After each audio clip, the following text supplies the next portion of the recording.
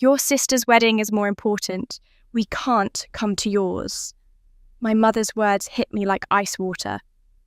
35 years of being invisible, and this was the final proof I would always be second place. But here's what they didn't know while they were planning my sister's lavish perfect day. I was quietly building something they could never imagine. See, I'm an architect. I design buildings that change skylines. And for my wedding, I wasn't inviting family. I was inviting the world. When September 1st arrived, my parents watched from their neighbour's iPad because they weren't on the guest list. What they saw made my mother faint. 3 million people live streaming. A guest list that read like a Hollywood red carpet. $2.1 million raised for charity in a single night. And news headlines that would haunt them forever. The wedding that changed everything. But that's just where this story begins. Because what happened next when my sister tried to destroy me, when my father finally chose sides, when the truth about my family came out, that's when things got really interesting. Stay with me. You won't believe where this goes. My name is Candice. I'm 35 years old, and for the last decade, I've been building a quiet but successful career as an architect in Boston. Most people don't know my name, and honestly, that's always been fine with me. I've spent my whole life being the invisible one, the daughter who didn't need attention, the sister who made things easier by asking for less. But on a cold January afternoon when my phone rang and I saw Mum on the screen, I had no idea that invisibility was about to become my greatest weapon. I was at my drafting table working on a community centre renovation when I picked up. My mother's voice was bright, almost cheerful the way it always got when she had news about my younger sister Emily.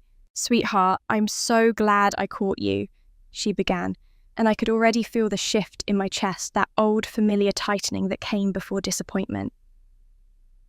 "I need to talk to you about September. September, my wedding.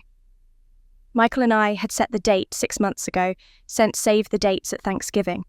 I'd assumed foolishly maybe that my parents would be there, that this one day they'd show up for me. "What about it?" I asked, setting down my pencil. There was a pause. Not a long one, but long enough for me to understand that what came next had already been decided. "Well, honey, Emily just got engaged. Isn't that wonderful? And they want to do the wedding in May, before it gets too hot. You know how she is with the heat. And your father and I, we've already committed to helping with everything. The venue, the flowers, all of it. It's going to be beautiful." I waited. Surely there was more. Surely she wasn't calling just to tell me about Emily's wedding. "So here's the thing," she continued, and her voice took on that tone I knew so well, the one that said she was about to ask me to be understanding, to be the easy one to make room. "We really can't do both, Candice. Financially, emotionally, it's just too much. And since Emily's wedding is first, and she really needs us right now, we've decided we'll have to miss yours. But you understand, don't you? You've always been so independent. You don't need us the way she does." The words landed with a strange kind of clarity. Not shock, exactly. More like the final piece of a puzzle I'd been assembling my entire life clicking into place. "Your sister's wedding is more important," my mother said, and I could hear her convincing herself even as she said it. "We just can't come to yours. I knew you'd understand." I looked out my window at the Boston skyline, at the buildings I'd helped shape the structures that bore my fingerprints, even if they didn't bear my name, and something inside me, something that had been bending for 35 years, finally straightened. "That's okay, Mum," I said. My voice was calm, steady. I even smiled, though she couldn't see it. "I understand completely." She sounded so relieved. "Oh, honey, I knew you would. You're always so reasonable. Emily's just more fragile, you know. She needs the support." We talked for a few more minutes. She told me about Emily's dress, the venue they'd chosen, how excited everyone was. I made the appropriate sounds. When we hung up, I sat very still in my chair watching the winter light fade over the city. Then I opened my laptop, pulled up my wedding planning folder, and did something I should have done years ago. I opened the guest list spreadsheet and scrolled down to row 47. Mum and Dad plus one table for extended family. I highlighted the row, and I hit delete. That night, I deleted them from my guest list and added someone they'd never expect. The apartment felt too quiet after I closed my laptop. I sat there for a long time watching the city lights flicker on one by one across the harbour and found myself thinking about dinner tables. Specifically, the dinner table of my childhood, that heavy oak rectangle in our Ohio dining room, where I learned what it meant to be invisible. I must have been about 12 when I really noticed the pattern. Emily would have been 9. She'd just won some award at School Student of the Month or something equally bright and shiny, and my mother had made her favourite meal to celebrate, pot roast, mashed potatoes, the works. I'd come home that same day with a sketch I'd done in art class, a drawing of our house that my teacher had called exceptional mature beyond my years. I'd been so proud of it. I'd folded it carefully in my backpack all day, protecting it, imagining the moment I'd show my parents. But when I walked into the kitchen, my mother was already hanging Emily's certificate on the refrigerator, and my father was on the phone telling his brother about it. Emily sat at the table beaming, and I stood in the doorway with my drawing suddenly aware that there was no space for it. Not on the fridge, not in the conversation, not anywhere. I never showed them that sketch. I threw it away the next morning. That wasn't the only time, of course. It was never just one moment. It was every parent-teacher conference where they'd nod politely at my straight A's and then spend 20 minutes discussing Emily's social struggles. It was every family gathering where relatives asked Emily about her dance recitals and asked me almost as an afterthought how school was. It was the way my accomplishments were met with "that's nice, honey," while Emily's were met with phone calls and celebrations and genuine radiant pride. I learned to be quiet. I learned that needing less meant disappointing them less. I learned to make myself small so that Emily could shine brighter, because somehow, in the logic of our family, there was only so much light to go around. After the call with my mother, all those memories rose up like water I'd been holding back for decades. I felt restless, unsettled, so I did what I always did when I needed to think. I started going through my things, organising, creating order where I could control it. I pulled open the bottom drawer of my filing cabinet, the one where I kept personal papers, old cards, things I couldn't quite throw away. That's when I found it. The notebook. I'd forgotten I even had it. My grandmother had died when I was 23, just before I graduated from college. At the funeral, my mother had handed me a box of her things items she thought I might want since I was studying architecture, and Grandma Rose had always encouraged that. I'd been so deep in finals and student loans and trying to survive on 2 jobs that I'd barely looked through it. The box had moved with me from apartment to apartment, city to city, and somehow this notebook had ended up here tucked between old tax returns and a folder of reference letters. The cover was worn leather soft with age, and when I opened it, the spine cracked gently. The first page bore my grandmother's handwriting, that elegant script they don't teach anymore. The date read 1952. I would have been born 40 years later. And there, at the top of the page, an inscription, "Build for yourself first." I traced the words with my finger, feeling something shift in my chest. My grandmother had been an architect too, or tried to be back when women in the field were rare as winter roses. I knew that much from family stories, though they were always told with a certain dismissiveness, as if her ambitions had been a charming eccentricity rather than a serious career. I turned the page and caught my breath. Sketches, dozens of them. Architectural drawings rendered in precise, confident lines. Floor plans, elevations, detail work that showed real skill, real training. These weren't amateur doodles. These were professional designs. I kept turning pages mesmerised. Each one revealed another project, another vision, a library, a school, a small chapel, and then, about halfway through the notebook, a larger project. A commercial building, 3 stories with beautiful Art Deco details, and an innovative use of natural light. The sketches went on for pages, showing every angle, every consideration. At the bottom of one page, she'd written an address, 47 Maple Street, my greatest work never credited. I sat back, the notebook open in my lap. Never credited. I read those words again, felt them settle into my bones, alongside every dinner where I'd been ignored, every achievement that had been met with polite disinterest. My grandmother had built something significant, and no one had given her credit for it. Her name had been erased from her own creation.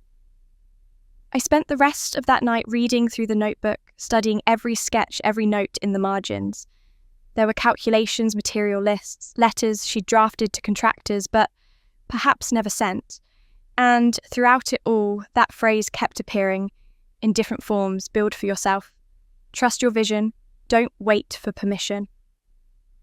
By the time the sun started to rise over Boston Harbor, I'd made a decision. Actually, several decisions. But the first one was this. I would find 47 Maple Street. I would see what my grandmother had built, and I would understand what it meant to create something lasting, even when the world refused to see you. I closed the notebook carefully and set it on my drafting table right next to my wedding planning folder. Two legacies separated by 70 years, but connected by the same stubborn truth. Some of us are born to be overlooked, and some of us decide we're done with it. They thought I was just the quiet one. They had no idea who I'd become. But becoming someone takes time and sacrifice. And sometimes it takes having your dreams stolen right out of your hands while you're still too young to fight back. I was 17 when I got the letter from MIT. April of my senior year, that golden time when mailboxes hold futures, and every thick envelope feels like vindication. I can still remember standing at the end of our driveway in Ohio, holding that packet, my hands actually shaking as I read the words. Full scholarship. Architecture program. They wanted me. One of the best schools in the country looked at my portfolio, my grades, my essay about designing spaces that make people feel like they belong, and they said yes. I ran into the house. Actually, ran something I never did because Emily was the dramatic one, the one who made entrances. But that day, I burst through the door, shouting for my parents, waving the acceptance letter like a flag. My mother was in the kitchen. My father was reading the newspaper at the table. I remember thinking, this is it. This is the moment they finally see me. My mother took the letter, read it, and her face did something strange. Not quite a smile, not quite a frown. She handed it to my father without a word. He read it slowly, carefully, the way he read everything important. Then he set it down on the table, right next to his coffee mug, and looked at me with an expression I couldn't read. "This is wonderful, Candice," he said. "Really wonderful. Can you give us a few days to talk about it?" I should have known then, that hesitation, that need to discuss. When Emily got accepted to the performing arts camp, 2 summers before they'd said yes, immediately written the check that same afternoon. But I was so happy, so hopeful, that I convinced myself they just needed time to process the good news. 3 days later, they called me into the living room, both of them sitting on the couch wearing those serious faces. That meant a family decision had been made. Emily was at a friend's house. I remember being grateful for that, at least. Whatever they had to say, I wouldn't have to hear it in front of my sister. My father did most of the talking. He explained that they'd been looking at the numbers, thinking about the future, about both their daughters. The scholarship covered tuition, yes, but there were still living expenses, books, fees, and Emily was only 14 with college still ahead of her. They'd been saving for both of us, he said, but not enough for everything. Not enough for my T's remaining costs, and then a good school for Emily too. "We need the college fund for Emily," my mother said, her voice soft but firm. "You're stronger, Candice. You've always been more independent. You'll manage. But Emily needs support structure. She needs a good school, maybe private. Definitely something where she can thrive." I stared at them. "But I have a full scholarship. That's almost $40,000 a year they're giving me. For free. I just need help with housing and that's still $15,000 a year, my father interrupted. Times 4 years. That's $60,000 we'd spend on you, and then nothing left for your sister. Is that fair? Fair. That word hung in the air like smoke. I was 17. I didn't have the language yet to explain how fair doesn't mean equal when you're giving one daughter an opportunity while taking it from the other. I didn't know how to say that Emily could get scholarships too, could go to state school, could take the same path they were now insisting I take. I need you to decline the scholarship, my mother said. We've already looked into it. There's a state school about an hour away. You could live at home, commute work part-time. It'll take longer, but you'll still get your degree. I felt something crack inside my chest. I'm 17. I can't decline it without your signature on the forms. My father nodded. We know, that's why we're having this conversation. I begged. I'm not proud of it, but I begged. I showed them my portfolio, explained how competitive the program was, how this was my one chance. I promised I'd work, take out loans, ask for nothing. But they'd already decided. They needed me to be the strong one, the one who required less, the one who could sacrifice, so that Emily wouldn't have to. 2 weeks later, I signed the declination letter. My father's signature was right above mine, giving permission for me to give up my future. I enrolled at the state school that fall. I worked 30 hours a week as a waitress at a diner, took a full course load, and tutored high school students on weekends for extra money. I was exhausted all the time. My grades were good, but not great because I was too tired to be great. I watched my classmates do internships I couldn't afford to take because they were unpaid. I graduated in 7 years instead of 4 because I could only afford part-time tuition most semesters. The student loans took me a decade to pay off. 10 years of sending money every month to cover an education I'd had to finance myself for a dream that had been handed to me and then taken away. Meanwhile, Emily went to a private liberal arts college. Expensive, prestigious, exactly what my parents had saved for. She joined a sorority, studied abroad in Paris, graduated in 4 years, with no debt and a trust fund my grandmother had left her. A trust fund I'd never received a dime from, though I didn't learn about that discrepancy until much later. What I also didn't know, not until years afterward, when it slipped out during a wine-soaked Thanksgiving, was that Emily had been there the day my parents told me about the scholarship. She'd been home, supposedly, at a friend's house, but she'd come back early. She'd heard the whole conversation from the stairs. She'd known what they were taking from me. And she'd said nothing. Not that day, not ever. She let them do it. She let them choose her over me, and she accepted it as her due. I learned something important during those 7 years of waitressing and studying and scraping by. I learned that you can love people who hurt you. You can love them quietly, privately, in the small space between disappointment and acceptance. You can show up for their holidays and smile at their dinner tables and never, ever tell them how much they broke you. I learned to love them quietly, the kind of love that hurts more than it heals. That kind of love was all I knew until I met Michael. And even then, it took me a long time to understand that love could be different, that it could heal instead of hurt. The night of my mother's phone call, after I deleted their names from the guest list and spent hours with my grandmother's notebook, I knew I needed to tell him. It was past midnight when I finally called. He answered on the second ring, his voice alert despite the hour. He always answered when I called, no matter when. I need to see you, I said.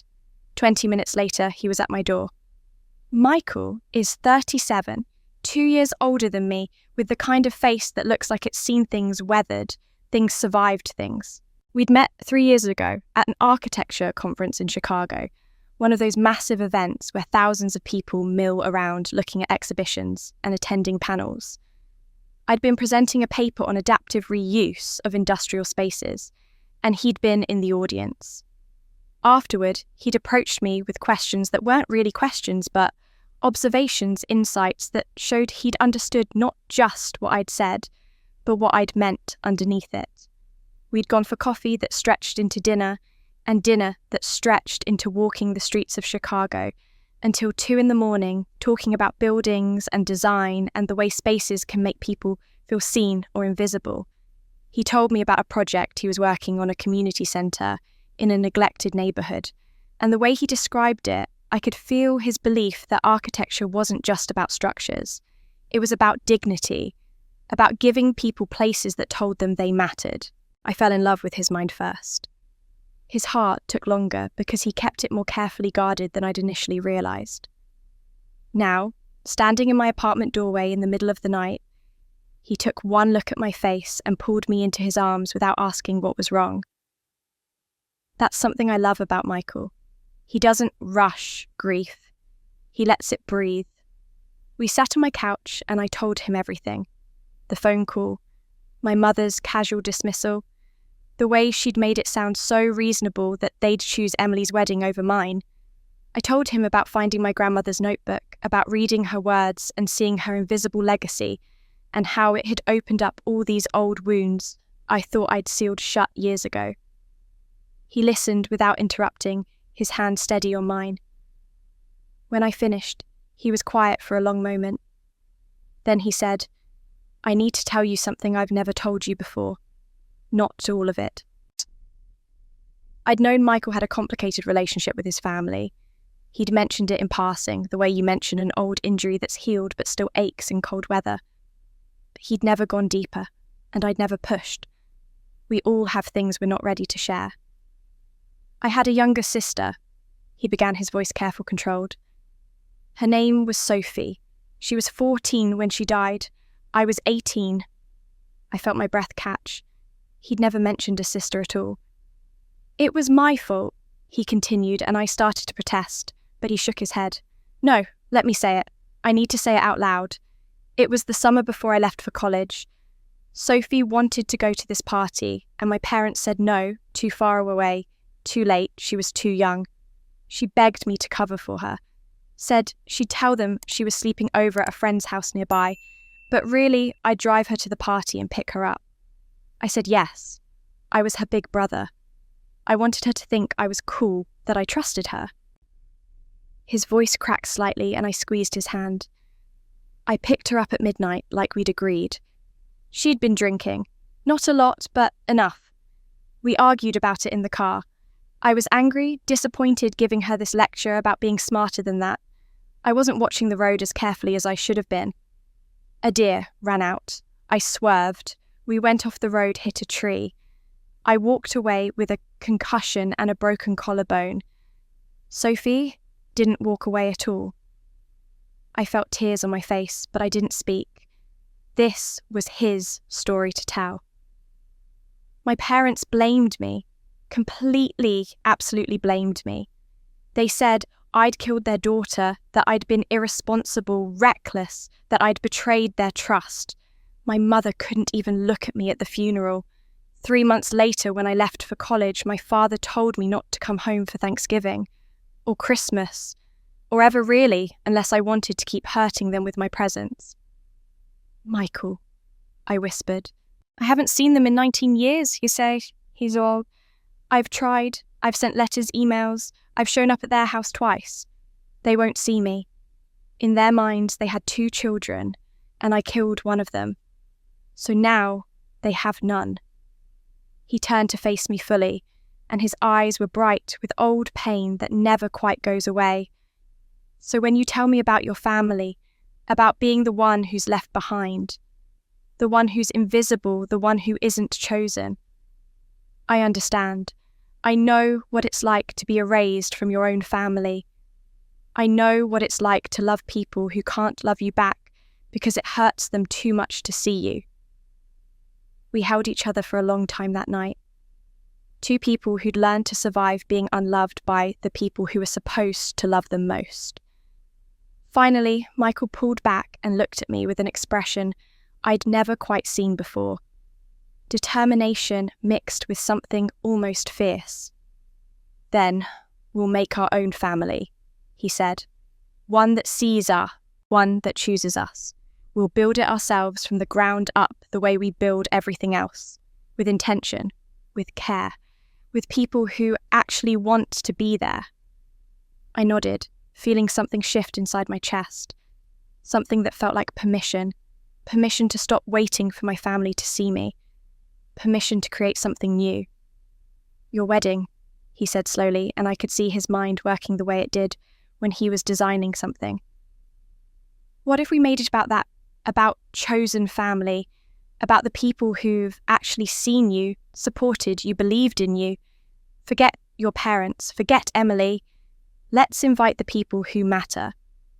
And that's when his real plan began to unfold. Michael stood up and walked to my drafting table, the way he always did when an idea was taking shape in his mind. He picked up a pencil, pulled over a blank sheet of paper, and started sketching. Not a building this time, but concepts, words connected by lines, the visual language. We both spoke fluently.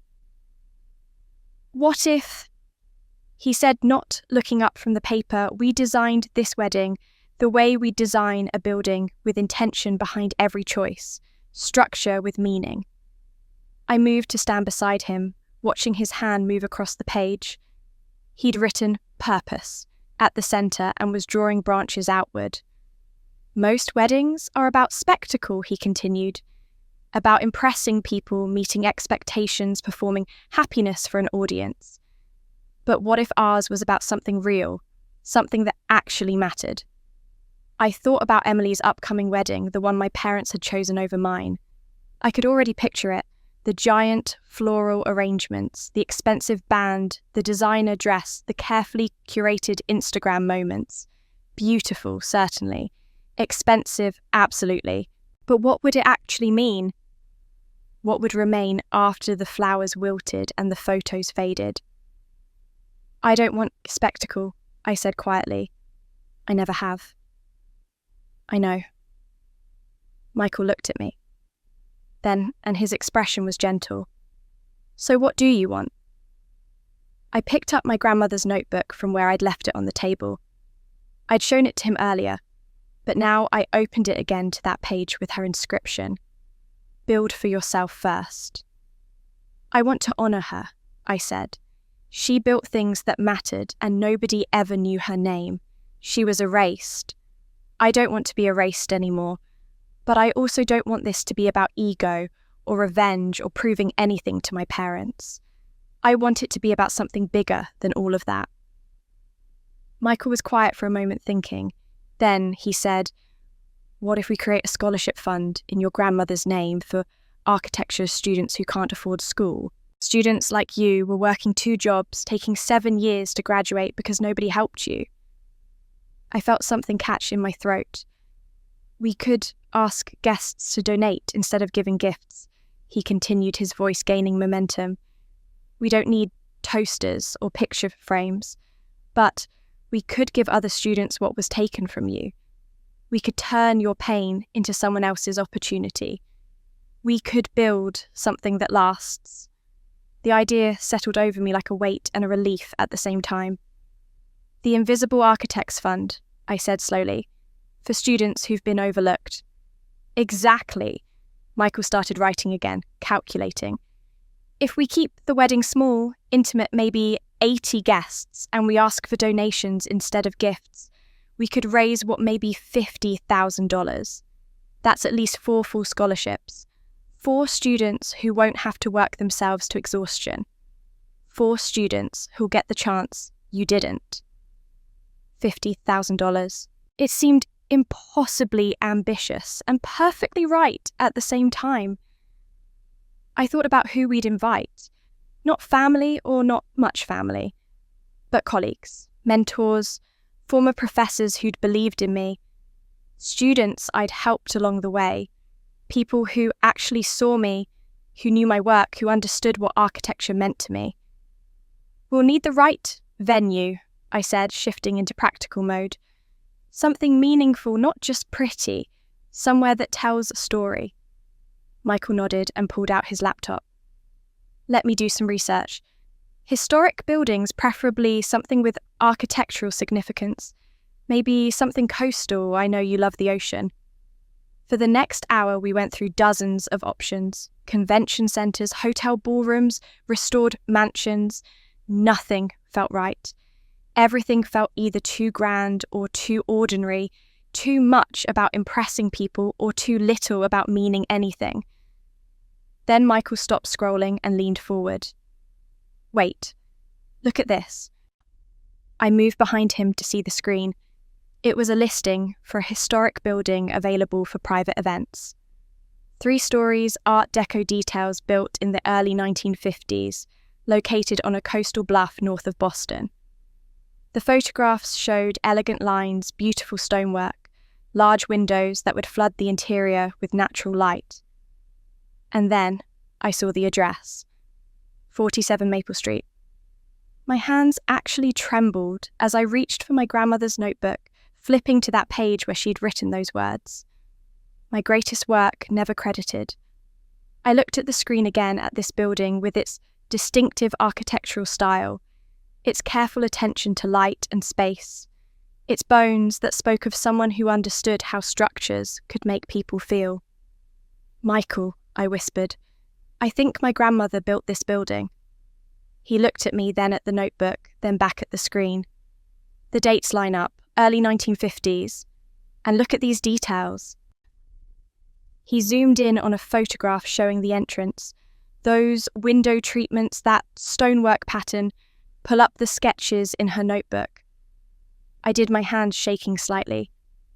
Page after page, I compared her drawings to the photographs on the screen. The proportions were identical. The decorative elements matched. The way the building seemed to embrace the landscape rather than dominate it, that was exactly the philosophy she'd written about in her notes. She designed this, I said, and my voice cracked. She designed this building and someone else took credit for it, but it's still here. It survived. Michael pulled me close. And now you will get married there. You'll bring her name back to the place she created. You'll fill it with people who see you, really see you, and you'll use the day to give other students the chance she never had. The chance you barely had. I looked at the screen at this building my grandmother had poured herself into 70 years ago. This structure that had stood all this time waiting somehow for someone to recognize her hand in it. And I thought about filling it with light and people and purpose, about standing where she'd stood creating something meaningful, where she'd created something beautiful. Book it, I said. This is where we get married. Michael smiled and reached for his phone to call the venue coordinator. As he made the arrangements, I sat down with my laptop and started drafting the invitation language. Not the typical wedding announcement, but something different. Something that explained what we were trying to do, what the scholarship fund meant, how guests could be part of building something that would outlast a single day. I thought we were planning a small, meaningful wedding, a quiet statement, a way to honour my grandmother and help a few students. We had no idea it would become something much, much bigger. The guest list became an unexpected kind of therapy. Every evening in February, Michael and I would sit at my dining table with our laptops, a bottle of wine between us, and I'd work through the question he'd posed that first night: who actually sees you? It was harder than I'd expected. When you spend your whole life being invisible, you start to assume that's just how you are. That maybe you're not the kind of person who gets seen. But Michael kept pushing me gently, but persistently, to remember moments when someone had noticed my work, valued my input, treated me like I mattered. What about that professor at state school? He asked one evening. The one who wrote you the recommendation letter for your first real job. I'd almost forgotten about Professor Chen. She'd been one of the few bright spots during those 7 exhausting years of part-time study. She'd seen something in my work, had stayed after. Class, to discuss my ideas, had fought to get me a small scholarship in my final year, even though I wasn't a traditional student anymore. I added her name to the list. And that client in Vermont, Michael continued, the one whose community centre you redesigned, she still emails you, doesn't she? She did. Margaret Preston, who'd hired me 5 years ago for a project everyone else said was impossible, a historic building that needed to be both preserved and modernised. She trusted my vision completely, and that building had won an award. It had also led to 3 more commissions. Another name on the list. Slowly, painfully, beautifully, the list grew. Former students I'd mentored, colleagues who'd collaborated with me on difficult projects, the owner of the coffee shop where I'd worked during graduate school, who'd let me study during slow hours and had never made me feel small for being a waitress with architectural dreams, an elderly couple whose home I'd renovated pro bono after their house was damaged in a storm because they'd reminded me of my grandmother. One night, as I was adding names, Michael reached across the table and took my hand. We'd been working in comfortable silence for almost an hour, and the sudden touch made me look up. "You know what I see when I look at this list," he said softly. "What?" "I see someone who's been loving people the right way your whole life, quietly, lastingly, not loud and showy like your family loves Emily, but deep, real, the kind of love that builds things." I felt tears prick at my eyes. "Some people are loved loudly," he continued, his thumb tracing circles on my palm. "All that attention, all that fuss, all that noise, it looks impressive from the outside. But you, Candice, you chose to be loved lastingly. And look," he gestured at the screen. "Look at how many people are still here years later because of the quiet way you've shown up for them." Those words settled into my heart like a stone dropping into still water, creating ripples that spread outward. Some people are loved loudly. You chose to be loved lastingly. I would think about that phrase 100 times over the next months, would return to it whenever I doubted myself, whenever that old voice whispered that maybe my parents were right, maybe I just wasn't worth choosing. As February turned into March, something unexpected started happening. The RSVPs began arriving early, which itself was unusual. But more surprising was who was saying yes. Dr. James Whitmore, the renowned architect from Singapore, whose work I'd long admired, sent a personal email. We'd met briefly at a conference 2 years ago, had corresponded a few times about sustainable design practices. I'd invited him thinking it was a long shot, a gesture more than a genuine expectation. But he wrote back immediately. "I remember our conversation about designing for dignity. I wouldn't miss this for anything. And I'm bringing my wife." Then came the response from UNESCO. I'd worked as a consultant on a heritage preservation project the year before, just a small role barely worth mentioning. But Dr. Sarah Okonkwo, the lead consultant, not only accepted but wrote, "Your insights on that project were invaluable. I'm honoured to celebrate with you. Also, I'm intrigued by this scholarship fund. Let's discuss partnership possibilities." A Hollywood production designer I'd helped with research for a film set 3 years ago. A journalist who'd interviewed me for an article about women in architecture. A former client who'd become a friend whose museum renovation had launched my career into a new level of recognition. One by one, people I respected, people whose work I admired, people I'd never imagined would take time from their busy lives to attend my wedding, said yes. Michael watched this happen with a knowing smile. "You're surprised," he observed one evening as I stared at another acceptance email. "I just didn't think they'd remember me," I admitted. "I mean, I'm not famous, I'm not special." "Candice?" He turned my laptop so I could see the guest list spreadsheet, now colour-coded, with confirmed attendees highlighted in green. "Look at this list. Really, look at it.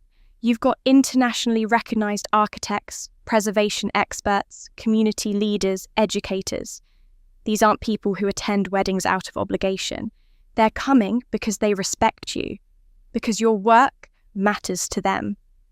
I stared at the names at the growing wall of green highlighting and felt something shift in my understanding of myself. These people saw me. They'd always seen me. I'd just been so focused on the people who didn't, my parents, my sister, my family, that I'd failed to recognise the community I'd actually built. I kept the guest list completely private. When my mother called in, mid-March to ask about Emily's bachelorette party plans, I didn't mention that Dr. Whitmore had confirmed. When my father emailed to check if I was doing okay with their decision not to attend, I didn't tell him that the UNESCO consultant wanted to partner with our scholarship fund.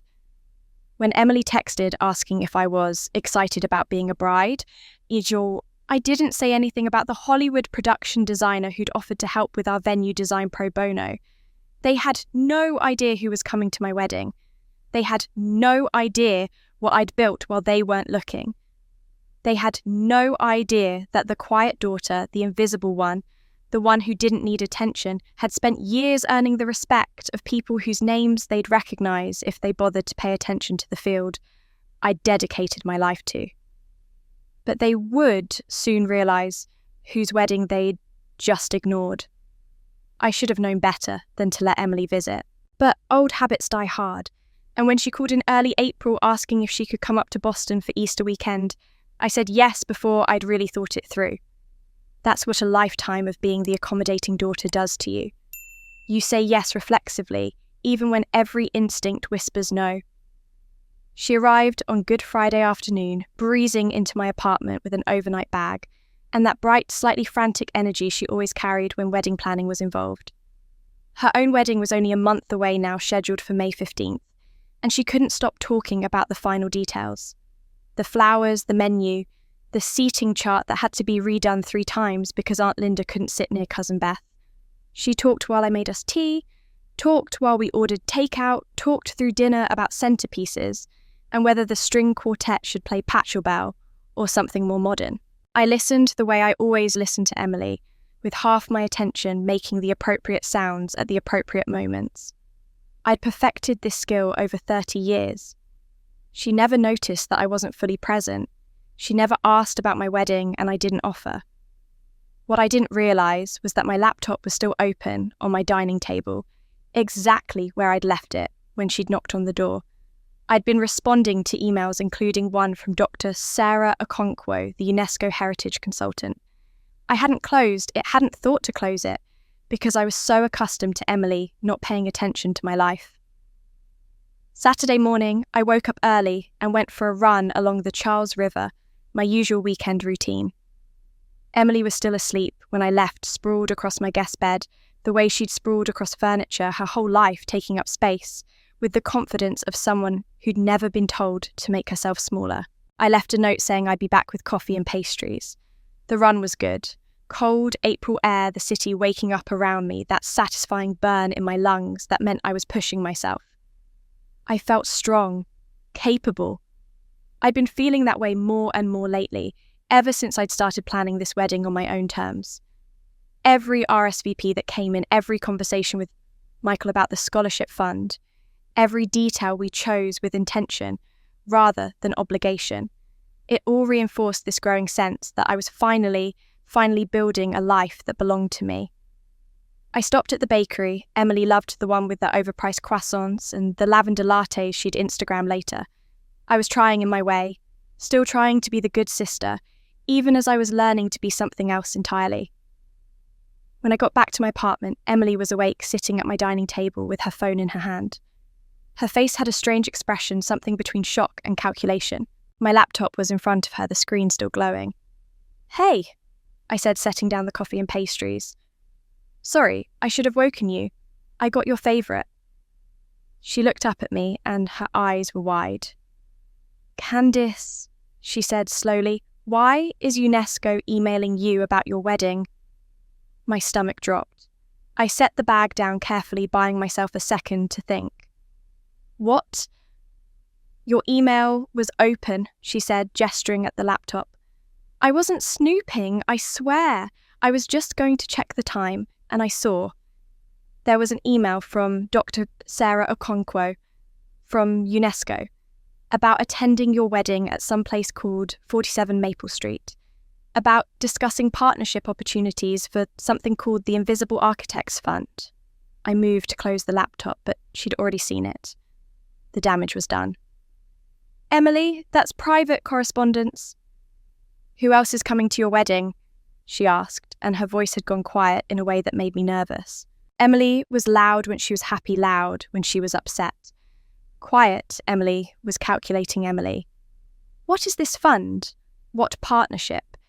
It's just something Michael and I are doing, I said, trying to keep my voice casual. A small scholarship thing. We're asking guests to donate instead of giving gifts. UNESCO doesn't attend small scholarship things? She was staring at me like she'd never seen me before. Candice, what is happening at your wedding? Nothing. It's just a wedding. Small, intimate, not a big deal. But even as I said it, I could see her mind working. She picked up her phone, and I saw her fingers moving across the screen, typing, searching. Her face went paler with each swipe. Dr. James Whitmore, she read aloud from whatever she'd found. Internationally renowned architect, recipient of the Pritzker Prize, Singapore-based, known for sustainable design. She looked at me. Is he coming? I didn't answer. The Hollywood production designer who worked on that historical drama that won all the Oscars. The journalist from Architectural Digest. Jesus, Candice, who are you inviting to this wedding? People I work with, I said quietly. People I respect. Mom and Dad aren't coming to your wedding, Emily said, and now her voice was shaking slightly. But the goddamn UNESCO and Pritzker Prize winners are... The way she said it, I could hear what she wasn't saying. How did you, the invisible daughter, the quiet one, the one who doesn't matter, end up with a guest list that makes mine look like a community college reunion? I should go, Emily said, abruptly standing up. I should get back home. I forgot I have a dress fitting. I can't miss. Emily, you don't have to leave. But she was already gathering her things, shoving them into her overnight bag with shaking hands. I saw her pick up her phone, saw her fingers flying across the screen again, texting someone. I knew, without asking, it was our mother. I'll call you later, she said, barely looking at me as she headed for the door. Congratulations on your wedding. It sounds like it'll be really special. The words were right, but the tone was all wrong. She was out the door before I could respond, leaving her untouched latte on my table, the croissant I'd bought her still in its bag. I stood in my empty apartment and looked at my open laptop, at the email that had exposed everything I'd been keeping private. I'd been so careful, so discreet. But I'd made one mistake, left one door unlocked, and Emily had walked right through it. I pulled out my phone and texted Michael. Emily knows about the wedding. She saw the UNESCO email. His response came immediately. How bad? I thought about the look on Emily's face, that mixture of shock and something else. Fear, maybe, or recognition.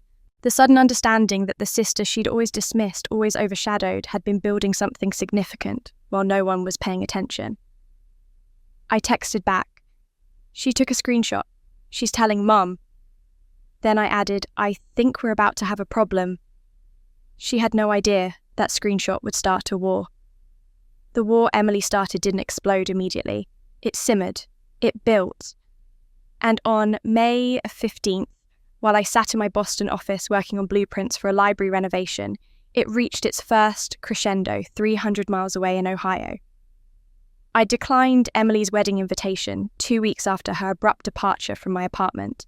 I'd sent a beautiful card with a generous check, the kind of gift that said I wish you well without saying I want to be there. My excuse was work, which wasn't entirely a lie. I did have deadlines. But the truth was simpler and harder. I couldn't watch my parents beam at Emily's perfect day while knowing they'd chosen not to attend mine. I couldn't stand in family photos and pretend we were close. I couldn't perform happiness in a room full of people who'd spent my whole life treating me like wallpaper. Michael had supported the decision without question. You don't owe them your presence, he'd said, especially not on a day that's designed to celebrate everything they've always valued more than you. So, on May 15th, while Emily walked down an aisle decorated with thousands of white roses and fairy lights, I was at my drafting table. While she said vows in front of 300 guests in a venue that cost more than my annual salary, I was reviewing structural calculations.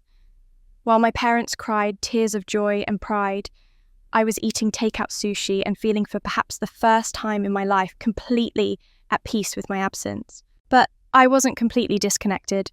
Social media made that impossible. My aunt posted photos. Cousins updated their stories. By evening, I'd seen enough to understand exactly what Emily's wedding was: spectacular, expensive, and deeply, obviously derivative. The colour palette was the exact soft sage and ivory I'd chosen for my mood board, the one Emily had glimpsed on my iPad during that visit in February, when she'd supposedly been looking at something else. The table settings mimicked the minimalist elegance I'd been planning, stripped of the meaning but copying the aesthetic.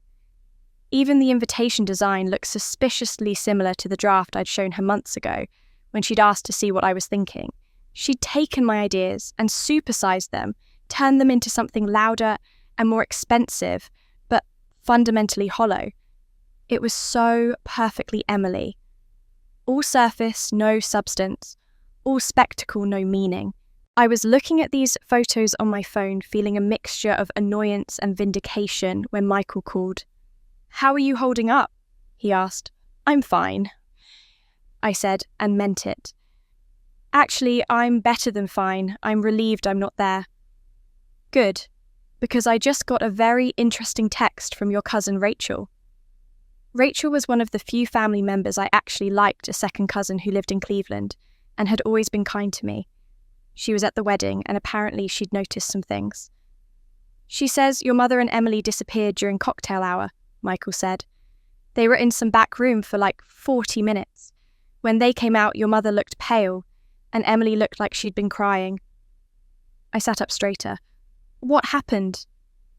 "Rachel doesn't know for sure, but she said she saw Emily showing your mother something on her phone before they left. And when they came back, the whole energy changed. Your mother kept looking at your father with this expression Rachel described as panicked, and Emily barely smiled for the rest of the reception, even during her first dance." I thought about that screenshot Emily had taken, the UNESCO email, the guest list she'd glimpsed on my screen. "She showed Mum," I said quietly. "Probably," Michael agreed. "And your mother just realised what they're missing." The thought should have made me feel victorious, but instead I felt a strange kind of sadness. Even now, even after everything, part of me wished they could just be happy for me, that they could see my success and feel proud rather than threatened, that we could be a family that celebrated each other instead of competing for limited resources of attention and love. But we weren't that family. We'd never been that family. Over the next few days, I watched Emily's wedding play out in the strange, delayed broadcast of social media. Professional photos appeared on the photographer's Instagram. Emily posted a curated selection with captions about "the best day of my life" and "feeling so blessed." My mother shared album after album on Facebook with effusive commentary about her beautiful daughter and perfect son-in-law. But underneath the performance, something else was happening. I noticed it first on a design blog I followed, a popular site that covered weddings and events with architectural interest. Someone had submitted Emily's wedding, probably hoping for a feature. The editor had posted it with a short write-up that was polite but pointed. A recent Ohio wedding showcases popular aesthetic trends, though the execution feels somewhat derivative. The sage and ivory palette and minimalist table settings echo several recent features, but lack the cohesive vision that makes such design choices sing. Derivative. That one word captured everything. Another blog picked it up less kind. When Pinterest inspiration becomes imitation, a cautionary tale in wedding design. I didn't send these to Emily. I didn't need to. The internet has a way of making sure people see their own failures, especially when those failures are public and expensive and posted across multiple platforms. A week after the wedding, my mother called. I let it go to voicemail. She called again 2 days later. Again, voicemail. On the third attempt, she left a message. "Candice, honey, we need to talk about your wedding. Emily mentioned you might be planning something bigger than we thought. I think we should discuss this as a family. Please call me back." I deleted the message. Michael, sitting across from me in my apartment, raised an eyebrow. "They're scared," he observed. "They should be," I said, and there was an edge to my voice I didn't quite recognise. Not anger exactly, something colder, something more resolved. Because here's what my mother didn't understand yet, what Emily had tried to warn her about but probably couldn't articulate fully. I hadn't just planned a wedding. I'd built something. The same way I built structures with attention to detail and purpose and meaning. I'd created something that would stand on its own merit, that would mean something beyond a single day of pretty photos and expensive champagne. Emily's wedding had been a performance for an audience. Mine would be a statement. 4 months later, it would be my turn and the world would be watching. But first, they would try to stop me. I thought the silence from my family meant acceptance. That's how naive I still was in July, even after everything. I thought they'd moved on, focused on Emily's new marriage, let me plan my wedding in peace. I should have known better. Silence from my family never meant peace. It meant they were planning something. The first sign came on a Tuesday morning in late July, 6 weeks before the wedding. I was at my office reviewing final numbers for the scholarship fund with our nonprofit partner when my phone rang. It was Professor Chen, my former teacher, the one who'd believed in me during those difficult years at state school. "Candice," she said, and her voice was concerned. "I just want to make sure you're okay. If you need to postpone, I completely understand. Family emergencies are more important than any wedding." I felt my stomach drop. "I'm sorry, what?" "Your mother called me this morning," she explained. "She said there was a family emergency and the wedding might need to be postponed. She sounded very upset. She asked me not to finalise my travel plans yet. I just wanted to reach out directly and make sure you have support during whatever you're dealing with." My hand tightened on the phone. "Professor Chen, there is no family emergency. The wedding is absolutely happening on September 1st. I have no idea why my mother would say that." There was a long pause. "Oh," she said finally. "Oh dear. Candice, I think you should know she sounded very convincing, very concerned. If I hadn't called you, I might have cancelled my flights." After we hung up, I sat very still at my desk, my heart pounding. This had to be a misunderstanding. My mother wouldn't deliberately sabotage my wedding. Would she? 20 minutes later, Margaret Preston called. The Vermont client who'd become a friend, whose community centre project had launched my career into new territory. "Honey," she said, "I'm so sorry about whatever's happening with your family. Your mother called and said things were complicated right now, but I want you to know I'm still planning to come unless you tell me directly not to. Family drama or not, I'm there for you." My hand started shaking. What exactly did she say? That there was a family situation that might require postponing the wedding? That you were stressed and overwhelmed? That guests should hold off on finalising travel until they heard from you directly? She gave me her number and said I could call her if I had questions, since you were dealing with so much right now. I thanked Margaret, assured her the wedding was absolutely happening, and then I called Michael. "Something's wrong," I said. "My mother is calling my guests." He was at my office within 30 minutes. We made a list of everyone who might have been contacted, cross-referencing it with my guest list. Then, we started making calls. Dr. Whitmore from Singapore hadn't been contacted, thank God.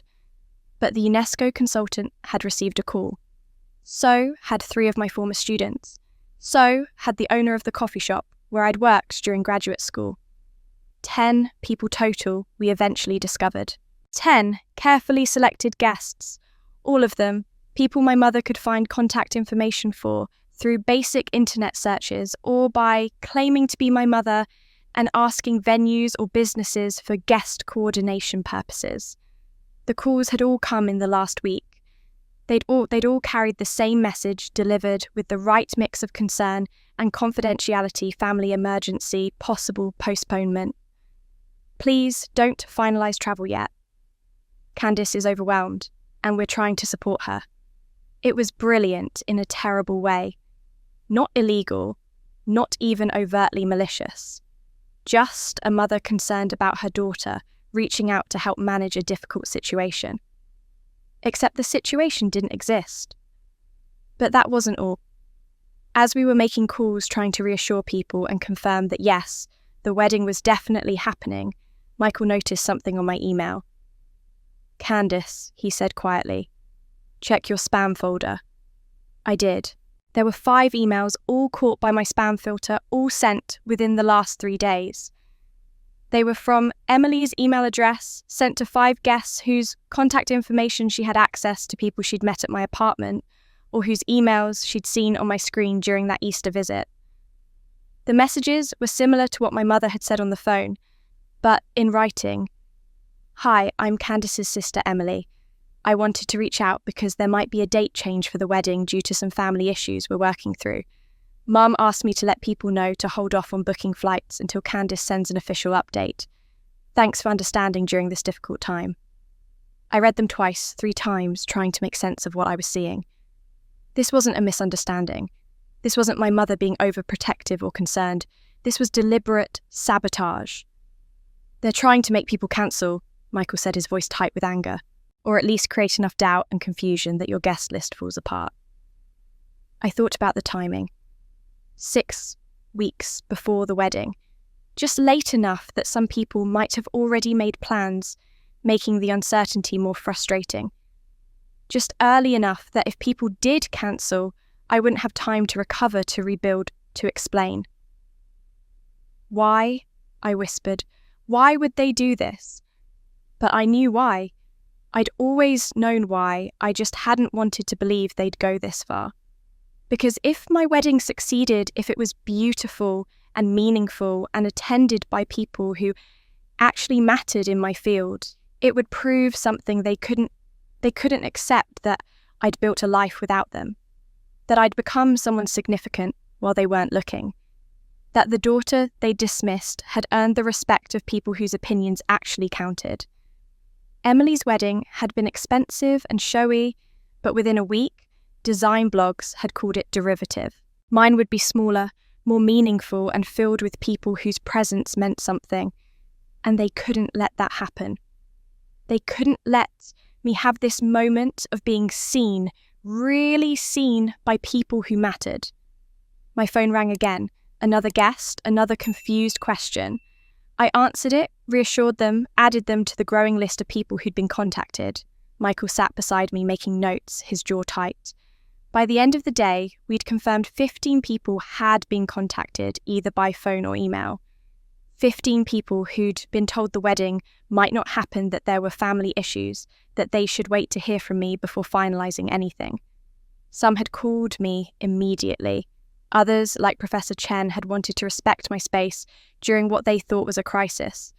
A few had already quietly cancelled their flights, not wanting to intrude on family drama.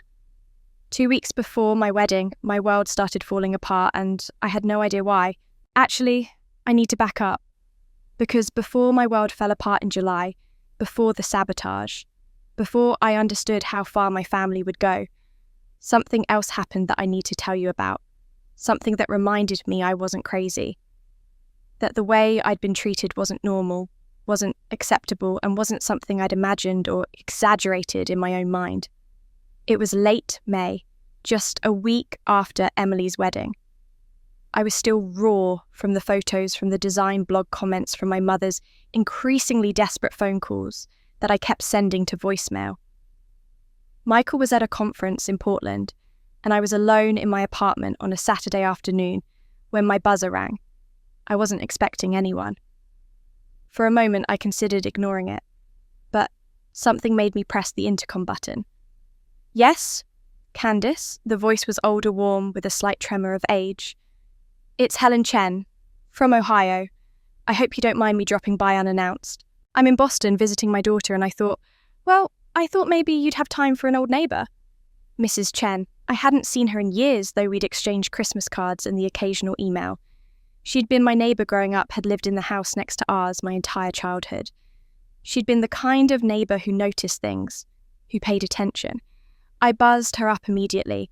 She looked older than I remembered, of course. 70 now, with silver hair cut short and practical, wearing a cardigan despite the warm May weather. But her eyes were the sharp and kind, the eyes of someone who saw more than people wanted her to see. "Look at you," she said, pulling me into a hug that smelled like lavender and something else, something that reminded me of childhood, in a way that made my throat tight. All grown up, successful, living in this beautiful city. I made us tea and we sat in my living room overlooking the harbour.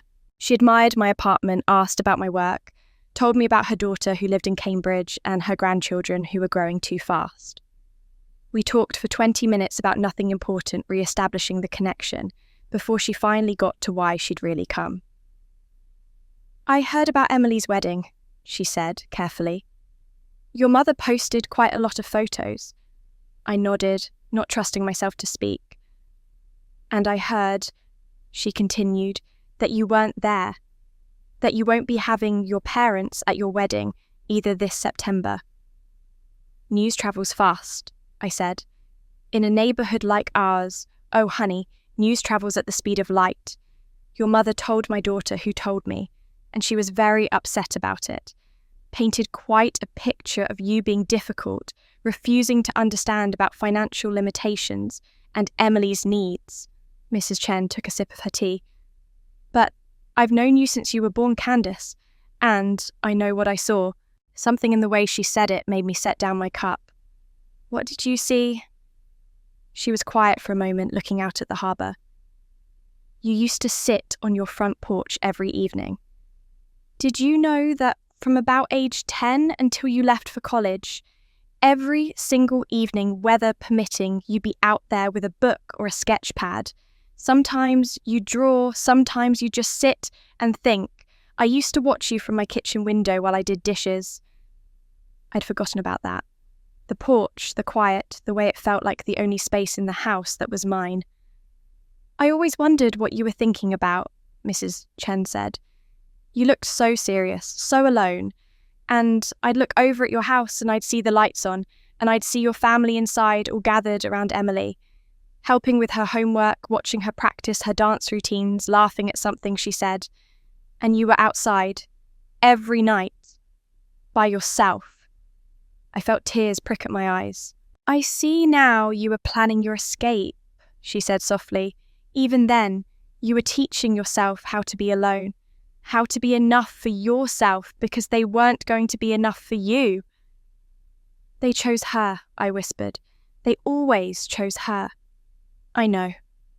Mrs. Chen reached over and took my hand. "Candice, I need to tell you something. About 12 years ago, right before you graduated from that state school, I ran into your mother at the grocery store. She was complaining about how long it was taking you to finish your degree, how you never seemed to settle down like Emily, how you were always so distant. And I said something I probably shouldn't have. What? I told her, you have a diamond, but you keep looking at the glass. One day, you're going to realize what you missed, and it will be too late." She squeezed my hand. "Your mother got very cold with me after that.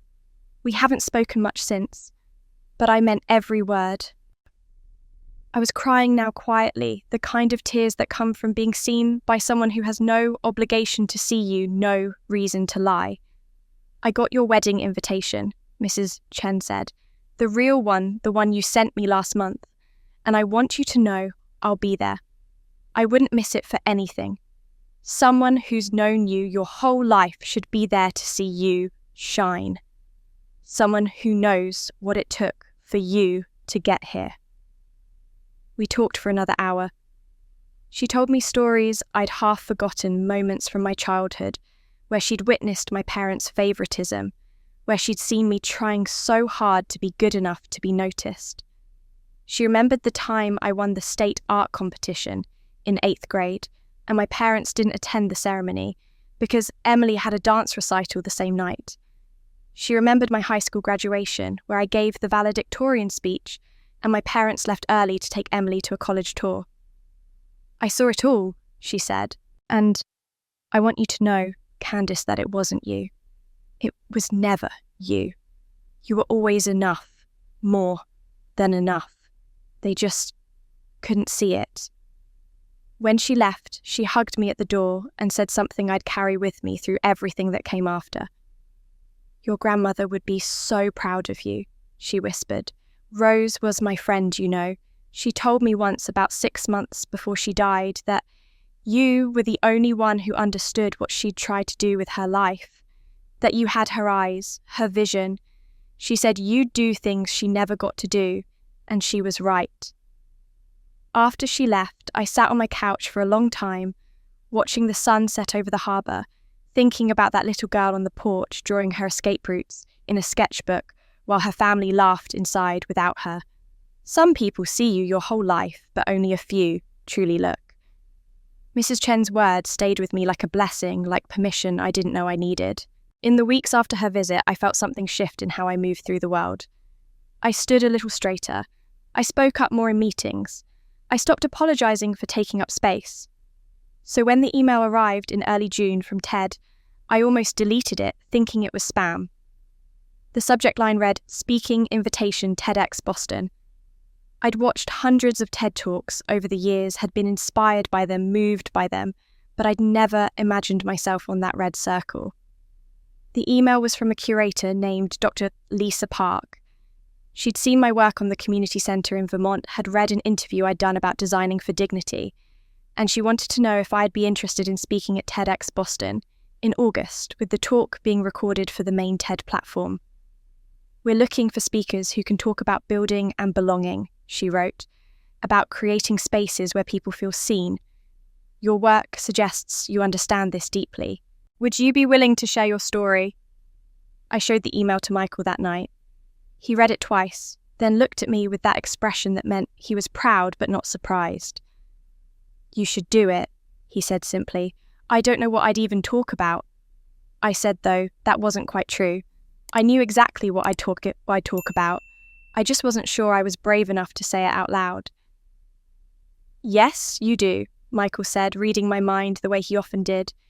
You talk about what you know, about being invisible, about building yourself a home when the one you grew up in didn't have room for you. Over the next 2 weeks, I drafted and redrafted my talk. I paced my apartment rehearsing it. I worked with Dr. Park on refining the message, on finding the balance between personal story and universal truth. The talk wasn't about my family, not explicitly. I never mentioned my parents' names, never said my sister, never detailed the specific ways I'd been overlooked. But the emotion was there, raw and real. I titled it Architecture of Belonging, Building Home When You've Never Felt at Home. I talked about my grandmother, about finding her notebook, about discovering that she'd built something beautiful that had been erased from history. I talked about invisible people, about how architecture isn't just about buildings, but about telling people they matter, that they deserve beauty and thought and care. I talked about designing spaces for those who'd been overlooked, and how sometimes the first space you have to design is the one inside yourself, the one that says you're allowed to exist, to take up room, to be seen. And I talked about the scholarship fund, about how giving others what you were denied is its own kind of healing, about how sometimes the best way to process pain is to make sure someone else doesn't have to feel it. The recording day in mid-June was terrifying. I stood backstage at the venue, my hands shaking, while Dr. Park gave me last-minute encouragement. When I walked out onto that stage and saw the audience, saw the camera with its red recording light, I almost turned around and walked back off. But then I thought about that little girl on the porch, the one who'd sat alone every evening planning her escape. And I thought about my grandmother, whose name had been erased from her own work. And I thought about Mrs. Chen saying, "Someone who's known you your whole life should be there to see you shine." I gave the talk. 18 minutes that felt like both an eternity and an instant. When I finished, the audience stood. Not everyone, but enough. Enough to matter. Afterward, Dr. Park pulled me aside. "That was powerful," she said. "Really powerful. We're going to fast-track this for the main TED platform. Usually it takes months, but I want to get this out there." She asked me about timing, about when I'd want it released. I mentioned that my wedding was September 1st, that I was launching the scholarship fund that day, that we were asking guests to donate instead of giving gifts. Her eyes lit up. What if we released the talk that same day, create a moment you know you're getting married, launching this fund, and the talk drops explaining the why behind it all? The timing would be perfect for virality. People love a good story, and this is a good story. I hesitated. It felt like a lot happening on one day. But Michael, who'd come with me, squeezed my hand. It makes sense, he said. The talk explains what we're doing, it gives people context, and it might help with donations. So I agreed. Dr. Park and I signed the paperwork right there.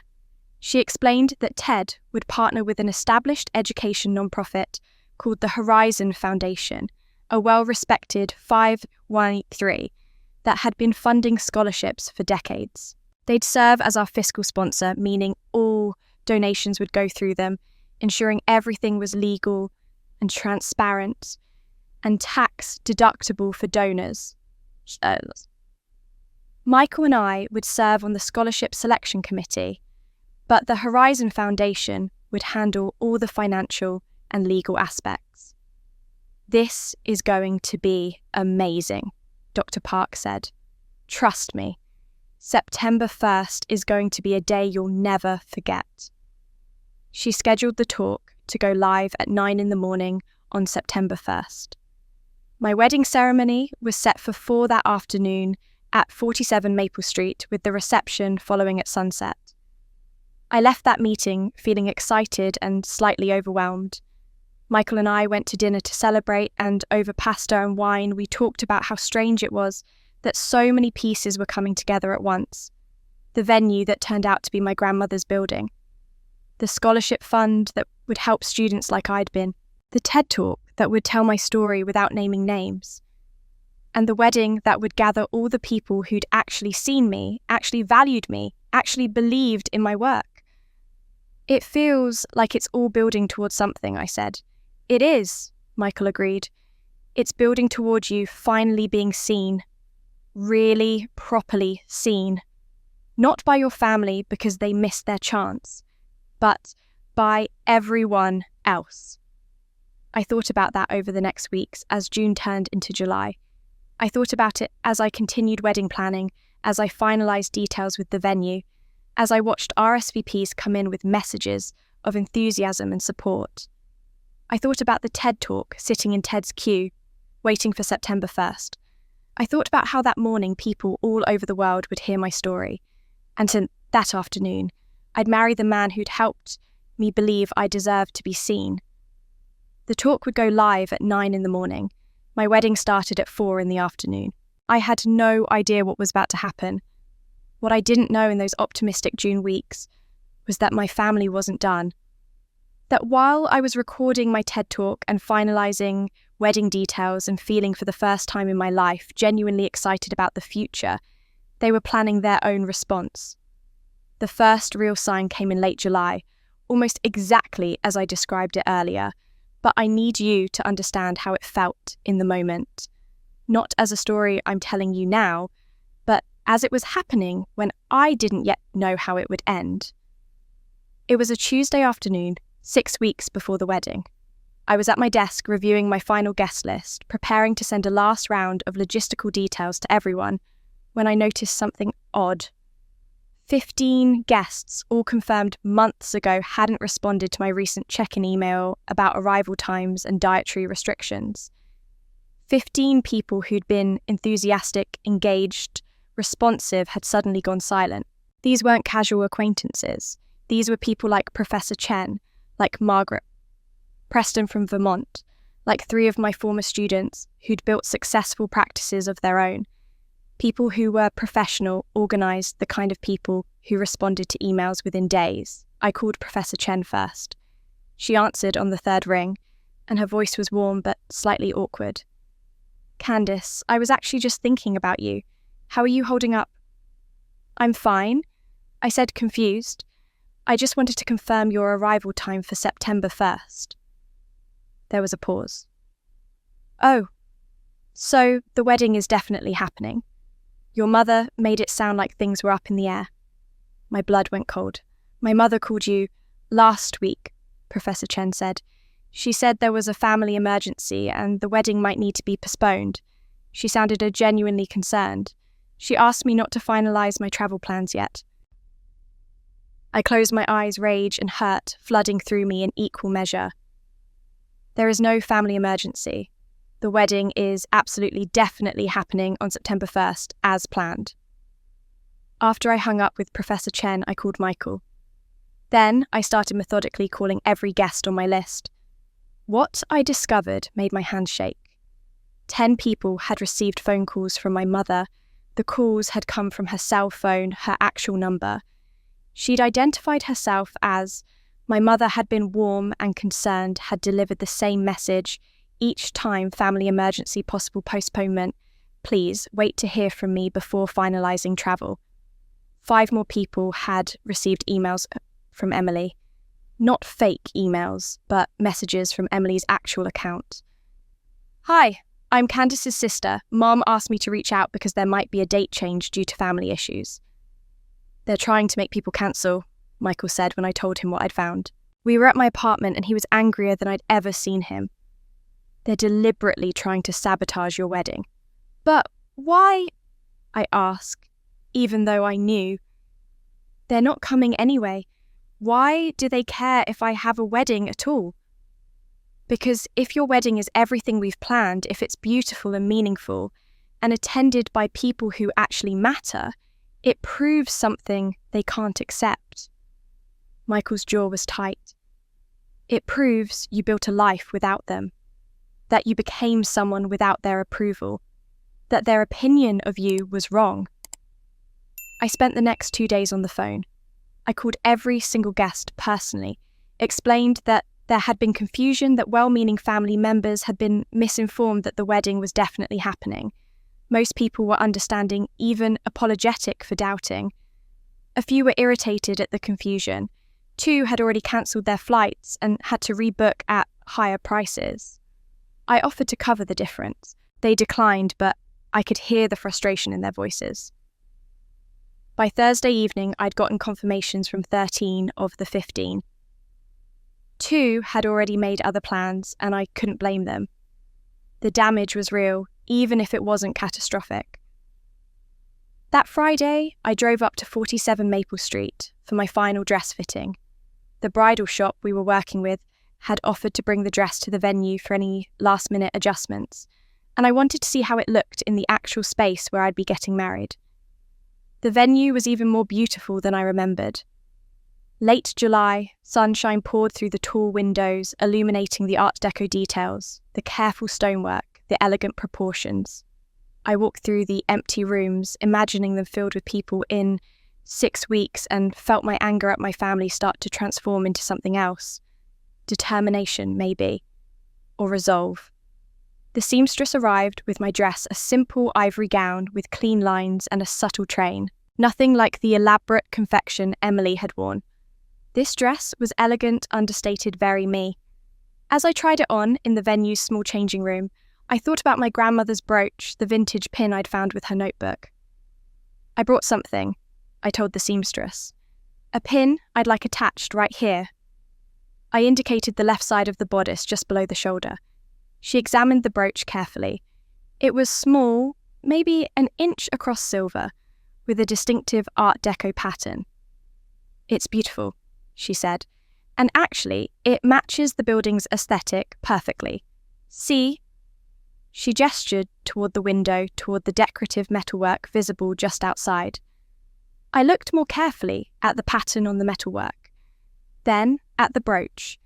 Then I pulled up the photos I'd taken of my grandmother's sketches on my phone. The patterns were identical, not similar, identical. The same geometric design, the same proportions, the same distinctive style. She was here, I whispered. My grandmother. She designed this building and she wore this pin while she did it.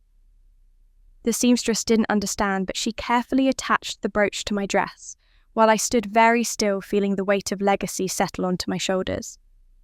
My grandmother had stood in this building 70 years ago, had poured her vision into every detail, and no one had given her credit. But the building had survived. Her work had survived. And now I would wear her pin and get married in the space she'd created, surrounded by people who saw me, really saw me the way she'd never been seen. That night, I called Michael and told him everything. About the phone calls I'd made, about the guests who'd reconfirmed about the two who couldn't make it anymore, about discovering the connection between the brooch and the building. They tried to destroy this, I said. My mother and Emily. They tried to make sure this day wouldn't happen. But it didn't work, Michael said. Most people are still coming. The wedding is still happening, and now you know exactly who they are, what they're capable of. He was right. The sabotage had failed mostly, but more than that, it had clarified something. This wasn't about my family anymore. This wasn't about proving anything to them or winning their approval. This was about honouring my grandmother's legacy, about creating something meaningful, about gathering the people who actually saw me and saying, yes, this is my family now, this is my home. I called every guest personally. I wouldn't let them stop me, not this time. After I'd made those calls, after I'd reclaimed what my family tried to take, I thought the hard part was over. I thought I could finally exhale and just enjoy the final week before my wedding. I was wrong, but not in the way I expected.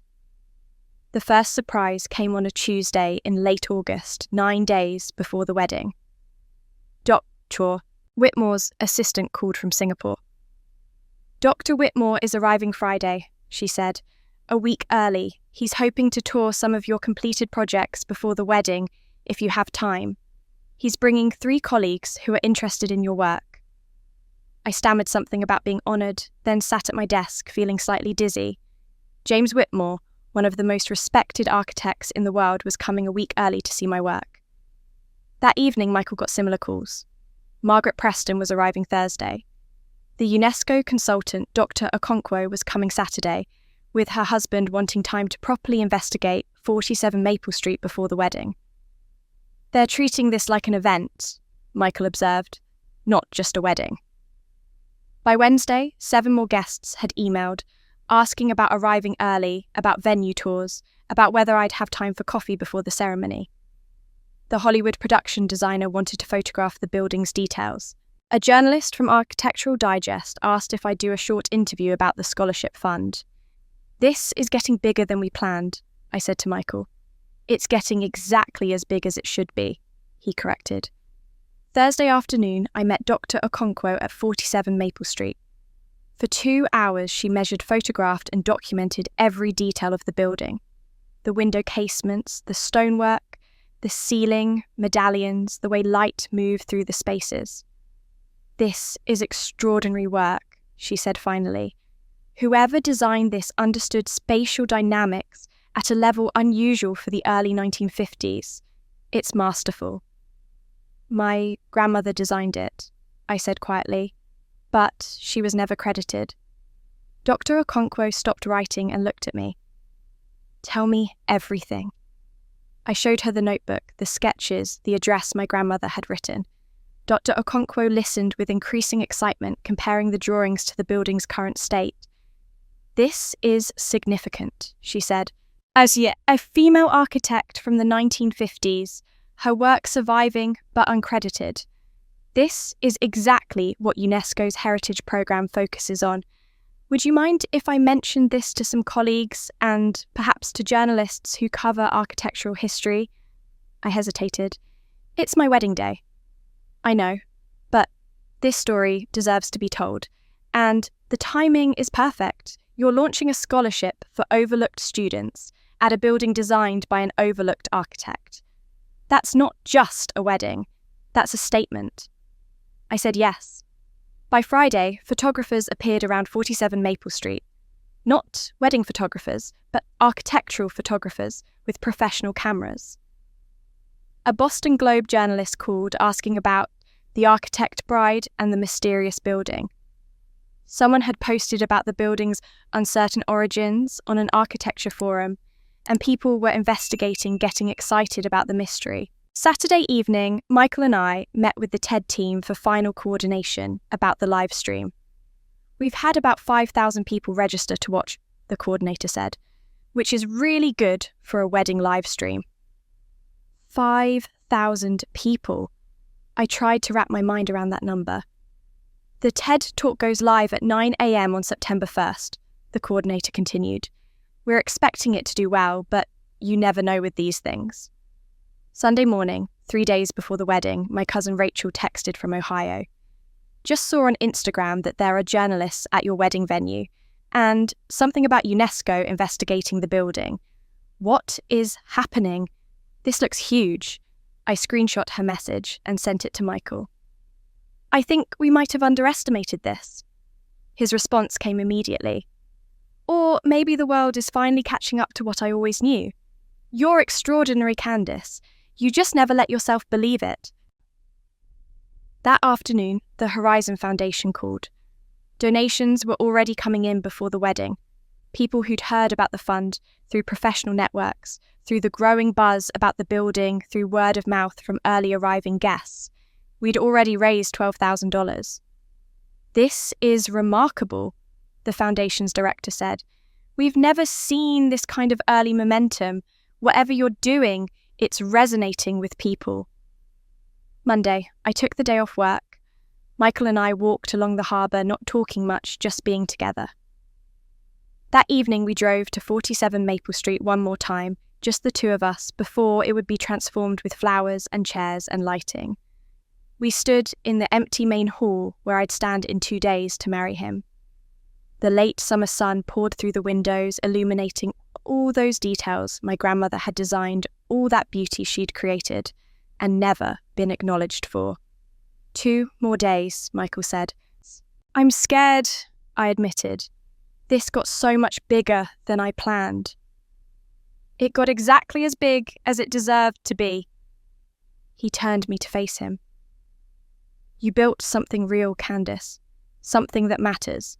Of course, people want to be part of it.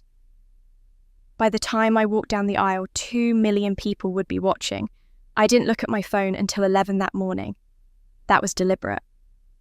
I'd decided the night before that I wanted my wedding day to feel sacred, intimate mine, regardless of how many people were watching.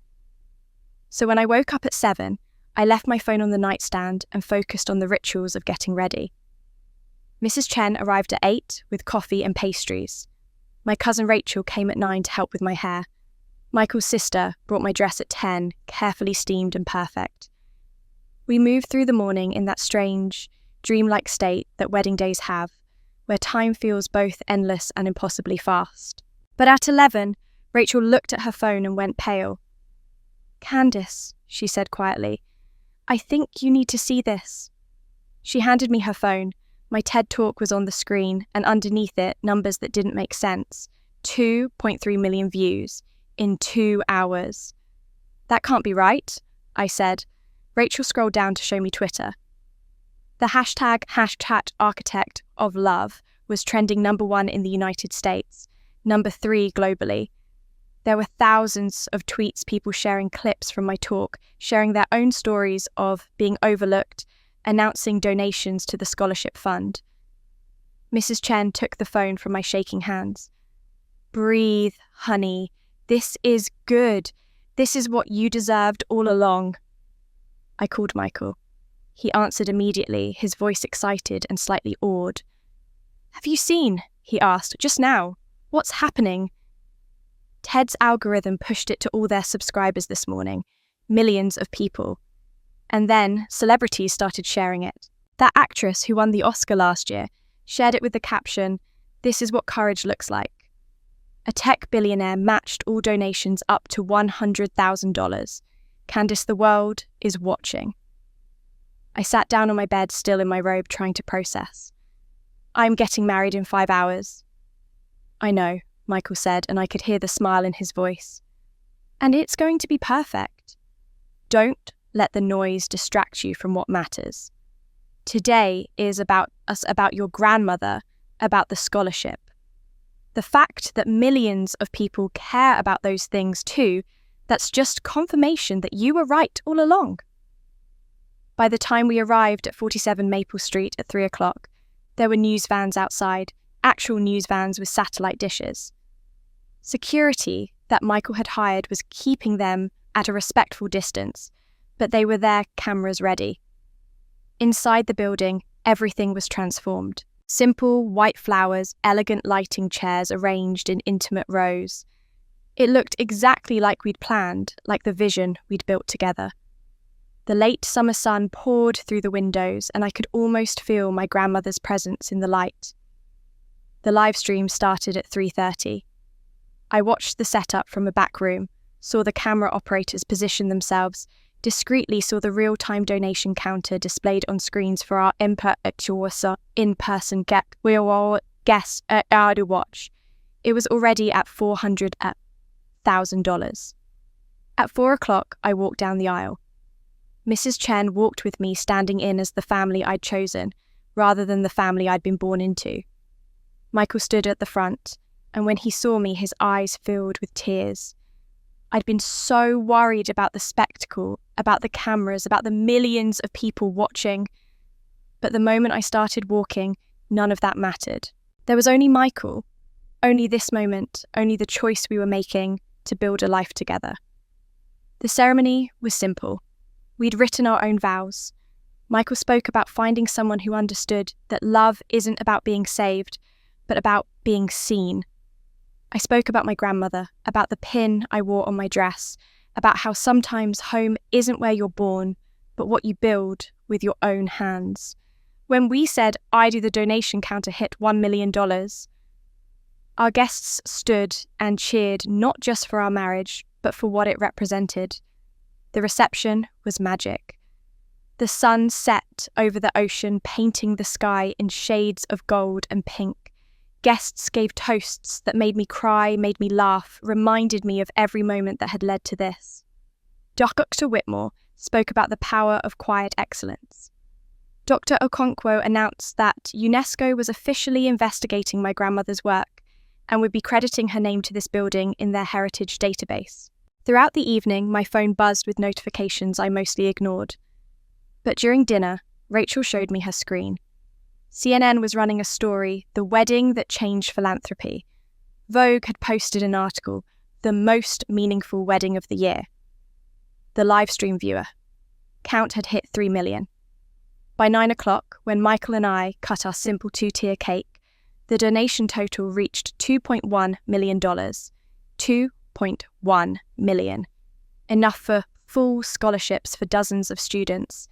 Enough to change lives the way my life had needed changing when I was 17. I stood with Michael on the terrace overlooking the ocean, and he wrapped his arms around me from behind. "You did it," he whispered. "You built something that matters." "We did it," I corrected.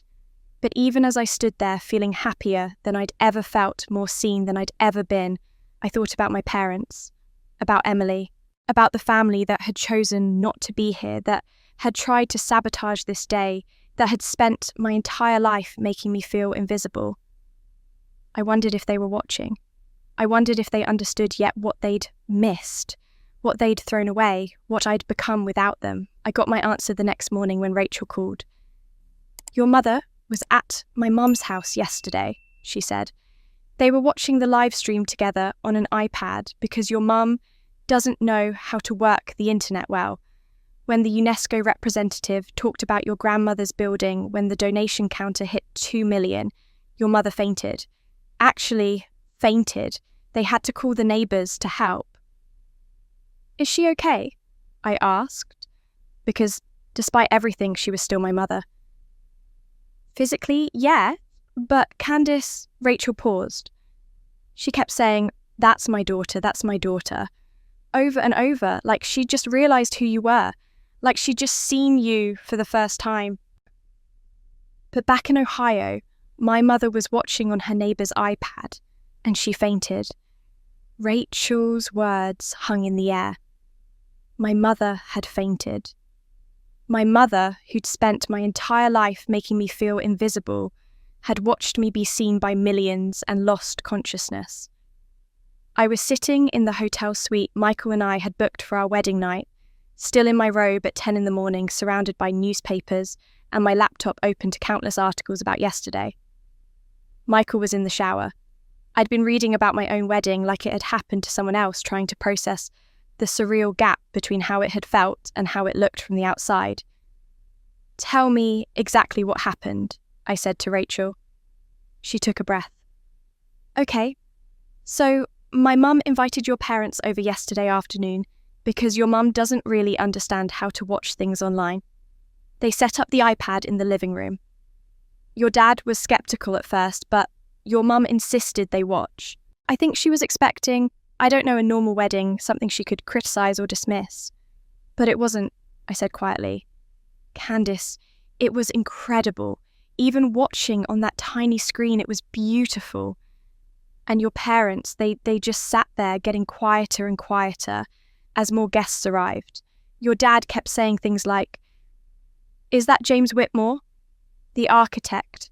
Why would he be at Candice's wedding?' And when they showed the guest list on screen, your mum went white." I closed my eyes, imagining it. My parents realising finally who I knew, who respected me, who I'd become while they weren't looking. "When Dr. Okonkwo gave that speech about your grandmother's building," Rachel continued, "when she said UNESCO was investigating and they would found evidence your grandmother was the original architect, your mum just stood up and said, 'Rose, my mother-in-law, Rose,' like she had never known, like she'd never paid attention to her own family history." "She hadn't," I said. "She never asked about my grandmother's work, never looked at the notebook, never cared." And then the donation counter kept climbing. 1 million, 1.5, 2 million. Your dad kept saying, "How is this possible? How did she do this?" And your mum, she started crying, saying, "We should be there. We should be there." And then, when it hit 2 million, she just collapsed, straight down. We had to call Mrs. Chen's son from next door to help carry her to the couch. "Is she okay?" I asked, feeling that old instinct to care about her even now. "Physically, yes, but she kept repeating your name over and over. 'That's Candice, that's my Candice.' Like she'd forgotten she had 2 daughters and was just remembering." Rachel paused. "My mum said it was the saddest thing she'd ever seen. Your mother realising what she'd thrown away." After we hung up, I sat very still, trying to feel something. Satisfaction, maybe, vindication. But mostly I just felt tired. Tired of being the one who had to prove her worth. Tired of carrying the weight of their blindness. Michael came out of the bathroom and immediately came to sit beside me. "What's wrong?" I told him everything Rachel had said. He listened without interrupting, and when I finished, he just held me. "They finally see you," he said. "But it's too late." "Is it?" I asked. "Should I call her?" "Not today," he said firmly. "Today is for us. Let them sit with what they lost. You don't owe them comfort." He was right, but it didn't make it easier. Over the next few hours, more information trickled in. My aunt texted me a rambling message about how proud she was, how she'd always known I was special, how sorry she was that she hadn't stood up for me more. I didn't respond. Where was that support when I needed it? My father sent an email. Short, stiff, inadequate. "Congratulations on your wedding. It looked very nice. We hope you're happy. Very nice. $2 million raised for charity, UNESCO recognition, global news coverage, and he called it very nice. But it was Emily's situation that truly shocked me. Rachel called again that evening with news she'd heard through the family gossip network. Emily's husband left her. Rachel said, her voice hushed. Last night, he apparently watched the wedding coverage, saw all the articles comparing your wedding to hers, and they had a huge fight. My stomach dropped. What happened? According to Emily's friend who told my sister, who told me he said he married her because he thought she was successful and connected, that her family had money and influence. But then he saw your wedding, saw who you knew, saw what you'd accomplished, and he realized Emily was his words, just a copy of her more talented sister. He said he wanted a divorce, packed a bag and left. I felt sick. When, last night, September 1st, while you were at your reception, Emily was watching her marriage fall apart. I thought about Emily, my sister who'd always been chosen, always been celebrated, always been enough, the golden child who'd been given everything, including the college fund that should have been split between us. And now, her marriage, which had only been 4 months old, was over. There's more, Rachel said hesitantly. Emily called your mum this morning. She was hysterical. She told her that this was all your fault, that you deliberately planned your wedding to humiliate her, that you'd poisoned her husband against her. Your mum apparently didn't know what to say. She's still not really functional after yesterday. It's not my fault, I said, but even as I said it, I wondered. Had I wanted this? Had some part of me hoped that my success would highlight Emily's shallowness? Of course, it's not your fault, Michael said because he'd been listening. Emily's marriage failed because it was built on superficial things, because her husband was shallow and she'd never developed any depth. That has nothing to do with you. But I thought about Emily alone in her apartment, her new marriage crumbling, watching articles that called her wedding derivative while praising mine as groundbreaking. I thought about her scrolling through photos of my guests of the donation total of the UNESCO announcement, and realising that everything she'd been given, all that favouritism and support and money, had produced less than what I'd built with nothing. Rachel texted me a screenshot later that evening. It was from a wedding blog, a side-by-side comparison. On the left, Emily's $150,000 copycat wedding, May 2023. On the right, Candace's 2-1M charity phenomenon, September 2023. The article was brutal clinical in its analysis of how Emily had copied aesthetics without understanding meaning, how money without purpose produces emptiness. I showed it to Michael. He grimaced. That's harsh. It's true though, I said. Doesn't mean it doesn't hurt her. He was right. And despite everything, despite all the ways Emily had participated in my erasure, I didn't want her destroyed. I wanted her to understand, to grow, to become something real instead of a reflection. But that's not what happened, because 2 days later on September the 4th, I got a call from my father. His voice was shaking. You need to know something, he said. Emily is planning something. I saw it on her laptop. She's writing a post about you about the family. She's going to try to destroy what you built. And in her desperation, Emily made a decision that would destroy us all. My father's warning call came at 4 p.m. on September 3rd. His voice had been tight, urgent, unlike anything I'd heard from him before. Emily is planning to post something online tonight, he'd said. Something bad, about you, about the family. I saw it on her laptop when I went to check on her, Candace. You need to prepare yourself. What does it say? I'd asked, my voice steady, even as my hands started shaking. I can't, he'd said. I just can't. But it's bad. She's going to try to destroy what you built. I thought you should know. Then he'd hung up before I could ask more questions. That's where I'd been for the past 2 hours, sitting on my couch with Michael, my laptop open, refreshing Emily's Facebook page every few minutes, like watching for a storm you know is coming but can't stop. She's going to say I abandoned the family. I said more to myself than to Michael. She's going to say I'm selfish, that the scholarship fund is just for attention, that I've exaggerated how they treated me. You don't know that, Michael said, but his voice was uncertain. I know Emily. When she's cornered, she lashes out. I refreshed the page again. Nothing. And she's cornered now. Her marriage is over. Everyone is comparing her wedding to mine. She needs to make me the villain. At 6 o'clock, my phone rang. My father again. Don't post anything, he said immediately. Don't respond to anything you might see. Just wait. Please. Dad, what's happening? But he'd already hung up. I found out later, much later, what happened in that hour between 6 and 7 o'clock on September the 3rd. My father told me eventually in a conversation we'd have months afterward when we were trying to rebuild something that might resemble a relationship. This is what he said he'd driven to Emily's apartment to check on her, worried about her state of mind after her husband left. She'd buzzed him up and he'd found her in her bathrobe, her apartment a mess, her eyes red from crying. They'd talked for a while, or tried to. She'd been mostly incoherent, cycling between rage at her ex-husband and rage at me. "This is Candace's fault," she'd kept saying. "She did this on purpose. She planned it to humiliate me."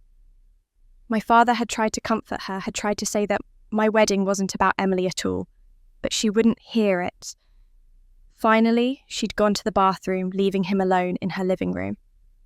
That's when he saw her laptop open on the coffee table.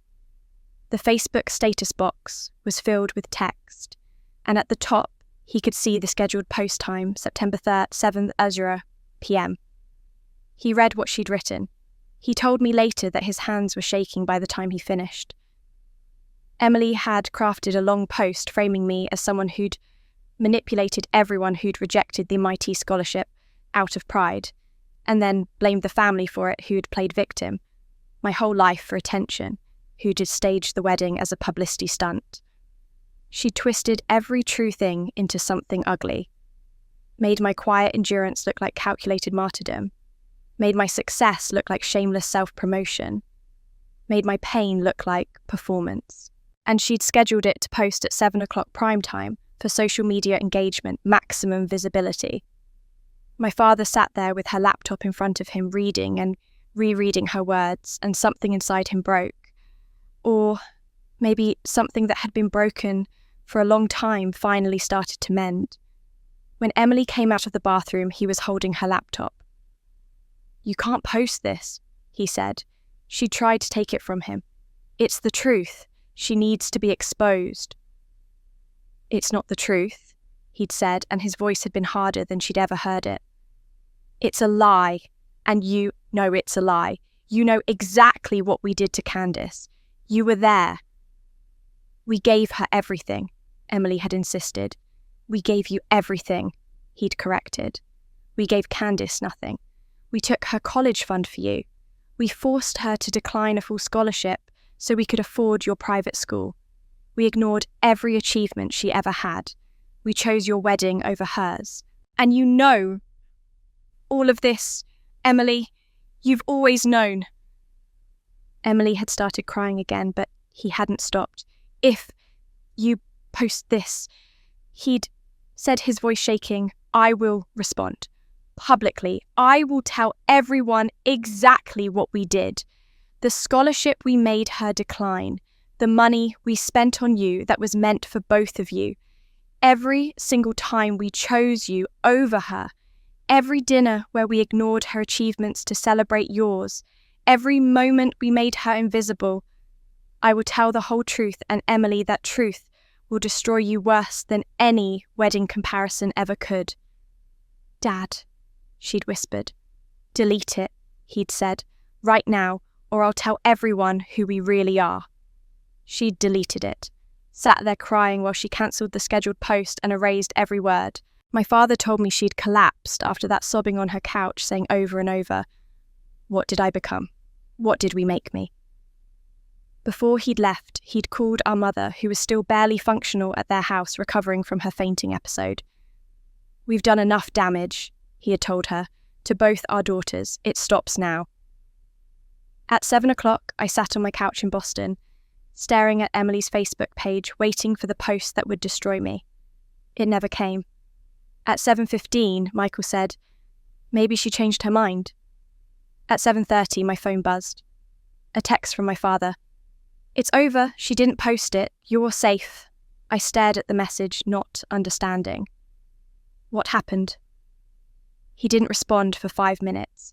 Then, "I stopped her. I chose you. I'm sorry it took so long." I read those words 3 times, 4 times, trying to make them real. My father, who'd spent my entire life choosing Emily, protecting Emily, prioritizing Emily, who'd signed that form forcing me to decline MIT, who'd skipped my wedding for Emily's, who'd helped my mother try to sabotage my guest list. He'd stopped Emily from destroying me. Michael read the message over my shoulder. "He chose you," he said quietly.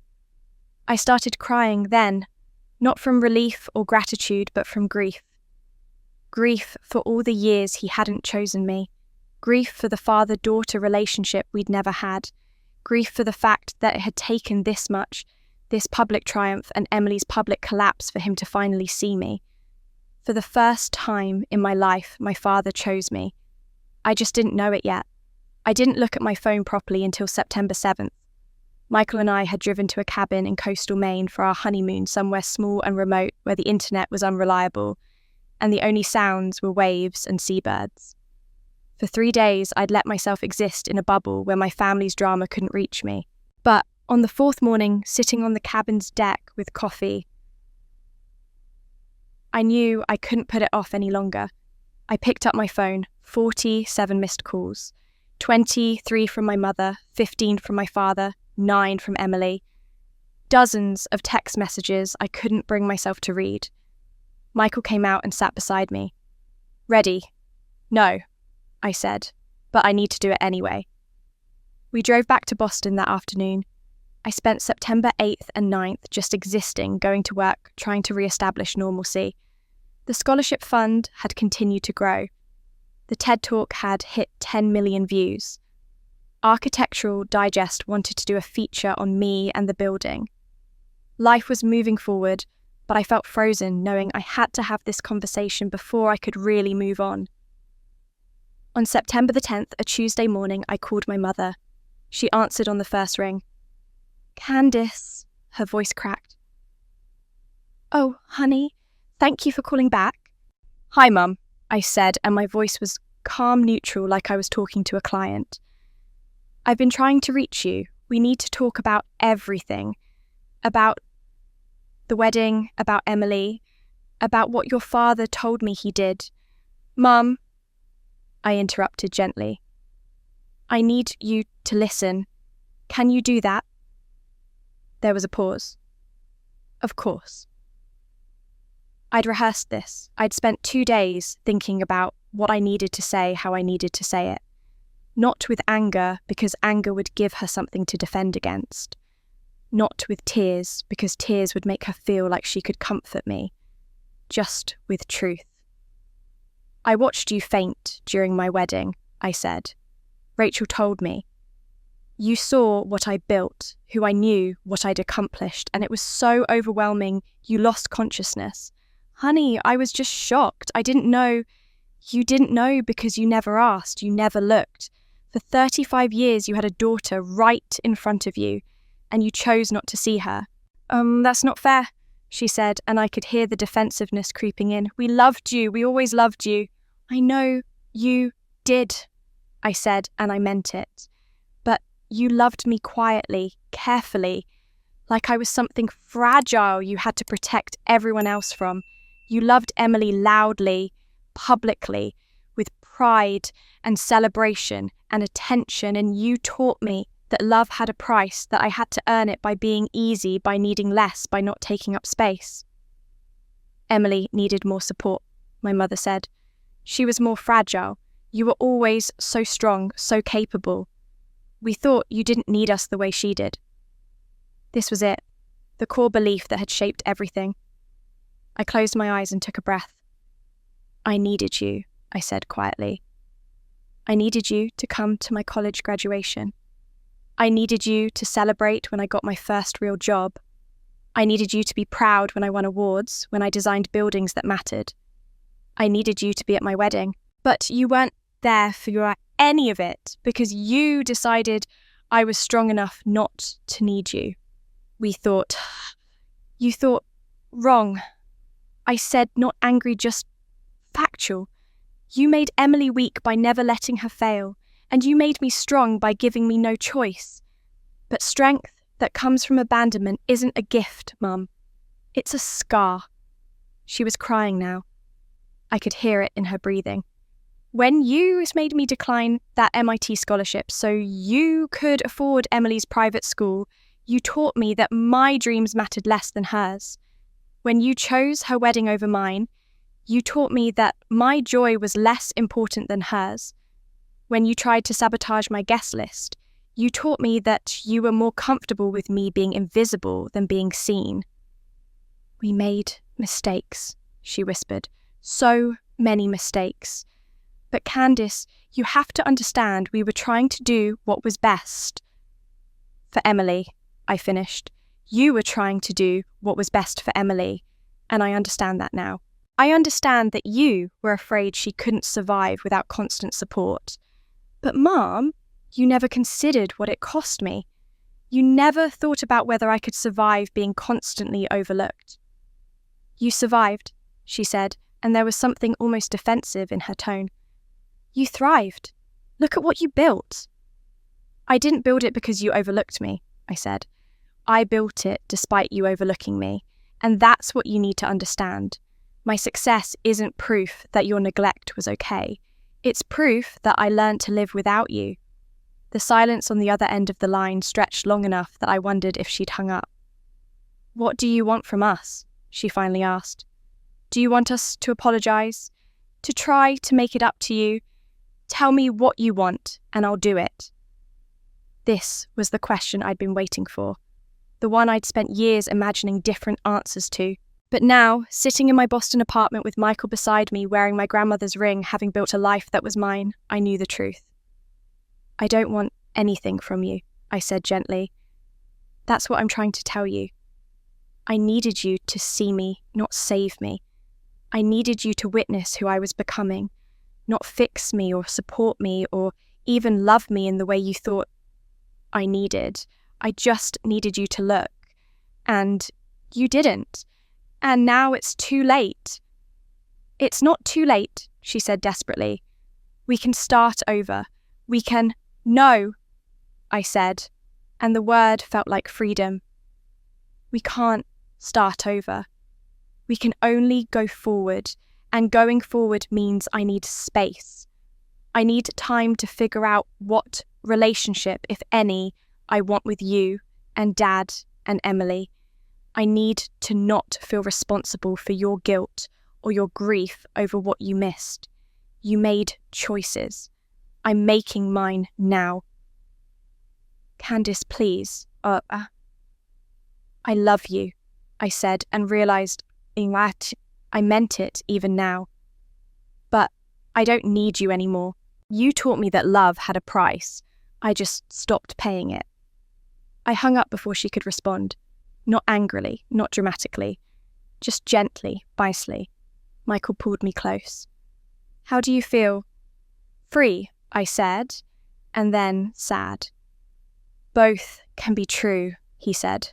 That night I slept better than I had in weeks. But there was one truth I still didn't know, one that would change everything. The truth came from Mrs. Chen on a grey October afternoon over coffee in my apartment. She'd been visiting her daughter in Cambridge again and had called asking if we could meet. There was something in her voice that made me say yes immediately. She arrived with her usual lavender scent and knowing eyes, but this time she looked troubled. We made small talk for 15 minutes, discussed the scholarship fund, admired my wedding photos displayed on the mantel. But I could tell she was working up to something. There's something I need to tell you, she finally said. Something I've known for a long time, and I've been wrestling with whether it's my place to say it. But after everything that's happened, I think you deserve to understand. I set down my coffee cup. What is it? It's about why your parents treated Emily the way they did, why they were so protective of her, so willing to sacrifice for her. Mrs. Chen took a breath. It wasn't just favouritism, Candice. There was a debt. What kind of debt?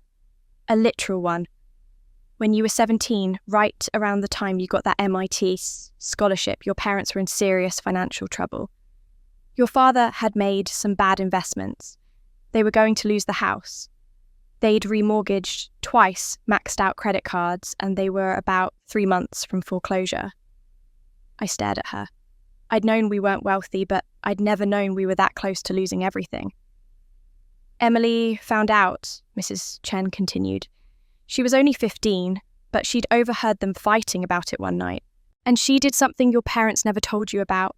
Your grandmother had left both you girls trust funds when she died, remember? I never got mine, I said. They told me there wasn't enough, that it had been used for expenses. Emily got hers, $30,000 set to be released when she turned 18, but she went to your parents and offered it to them early. She told them to use it to save the house. She signed whatever papers they needed, gave them everything on one condition. My throat felt tight. What condition? That they never tell you. She said it would make you feel guilty, that you try to pay her back somehow, that it would ruin your relationship. She wanted to be the one who saved the family, but she wanted to do it secretly. I stood up and walked to the window, looking out at the harbour, trying to process this. They used that money to keep the house, Mrs. Chen said quietly. And after that, they felt indebted to Emily. Not just financially, but emotionally. She'd saved them when she was just a child. How do you not favour the daughter who gave up her entire inheritance to keep your family together? But my trust fund, I said, turning back to her. What happened to mine? Mrs. Chen's expression was pained. There was no trust fund for you, Candice. Your grandmother left everything to Emily. I don't know why. Maybe she thought Emily needed it more. Maybe she saw in Emily the same fragility your parents saw. Maybe she just never got around to updating her will to split it between both of you. But there was only ever one trust fund. The room felt like it was tilting. My grandmother, the woman whose notebook I'd treasured, whose pin I'd worn at my wedding, whose building I'd been married in, had left me nothing. Had given Emily everything.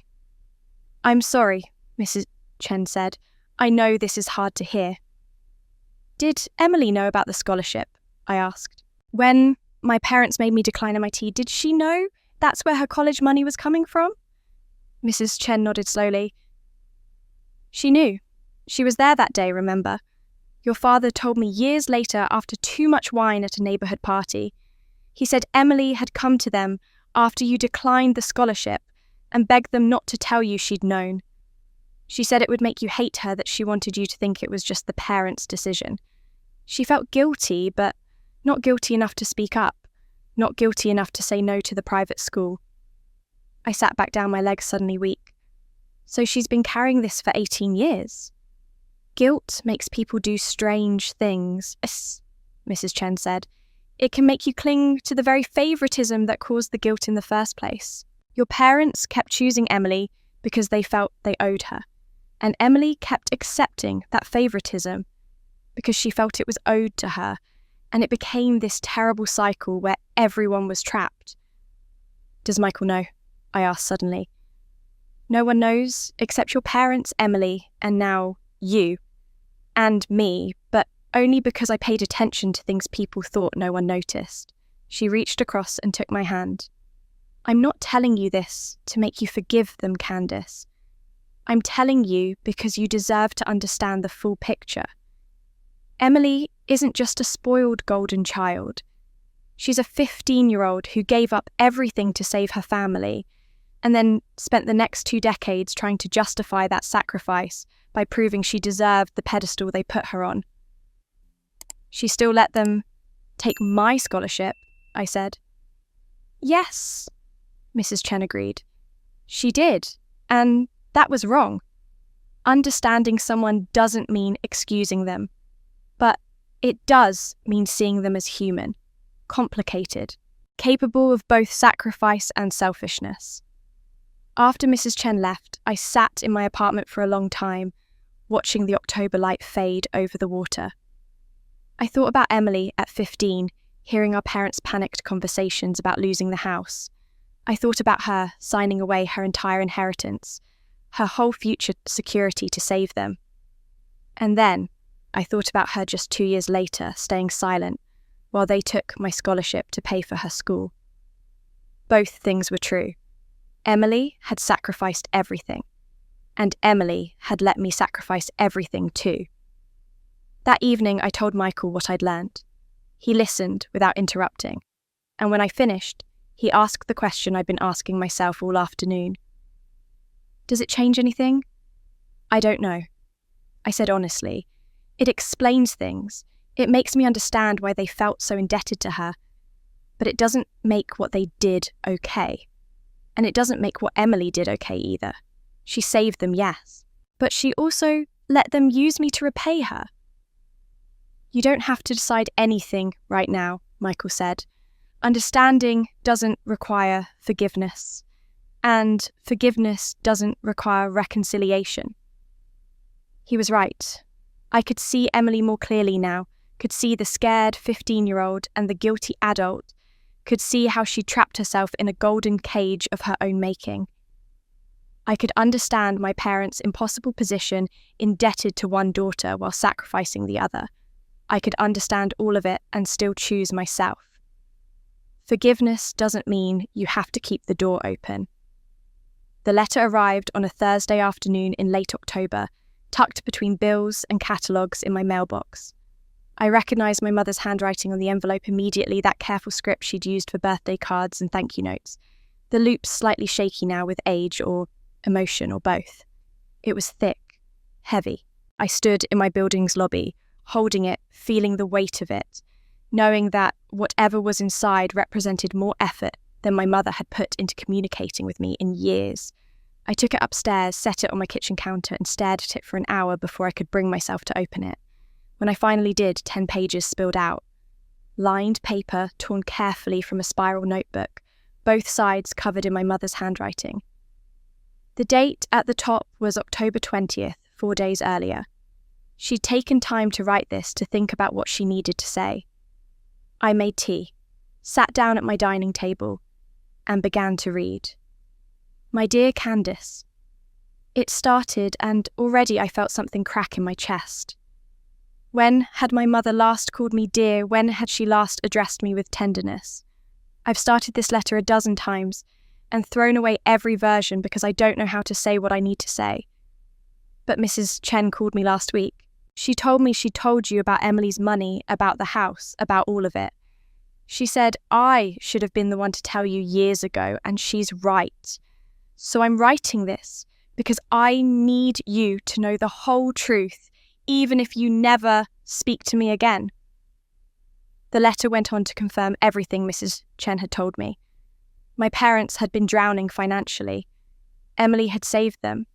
They'd felt a debt that had warped into something toxic, into a favoritism they'd tried to justify, but knew deep down was destroying their other daughter. We told ourselves we were being practical. My mother wrote, Emily was fragile, you were strong, Emily needed us, you didn't. We actually convinced ourselves this was true, that we were making the right choices, distributing our limited resources to the child who needed them most. But the truth, Candace, the truth I'm finally brave enough to face is that we were cowards.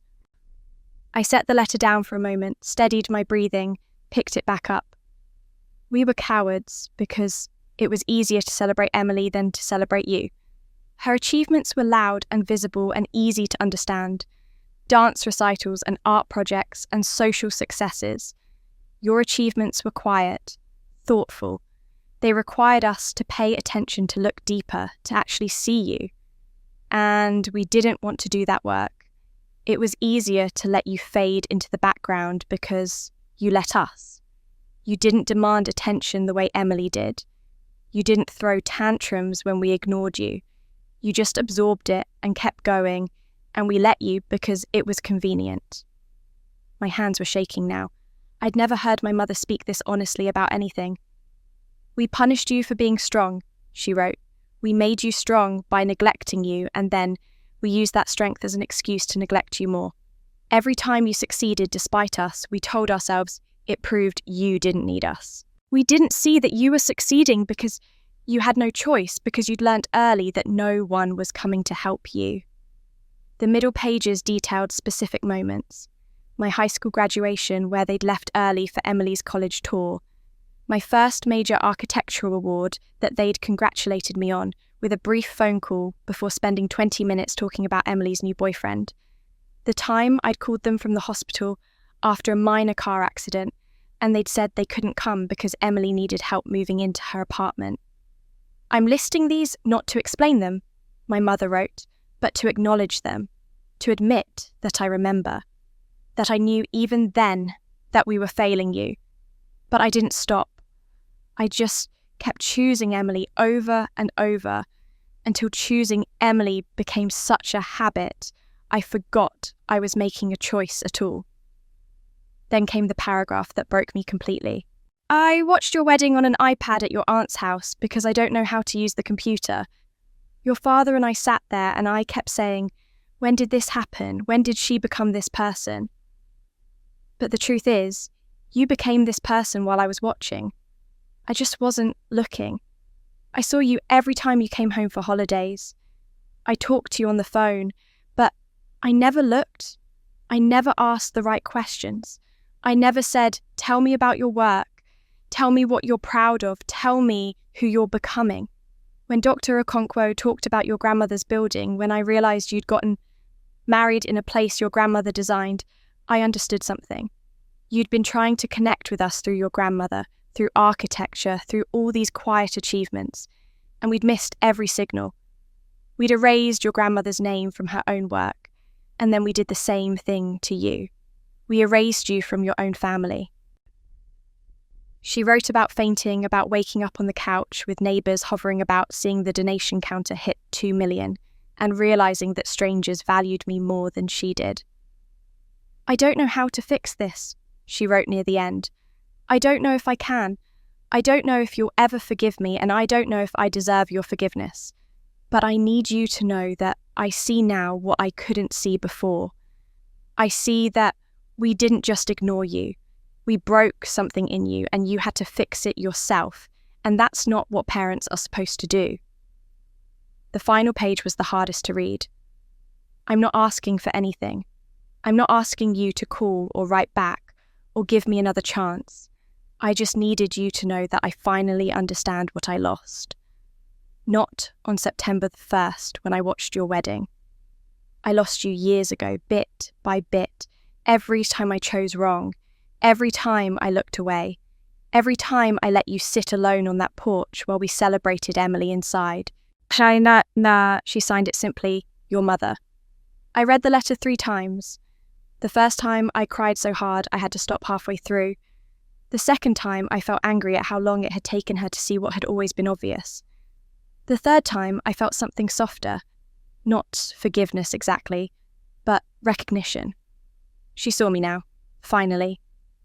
Too late to fix what was broken, but not too late to acknowledge the breaking.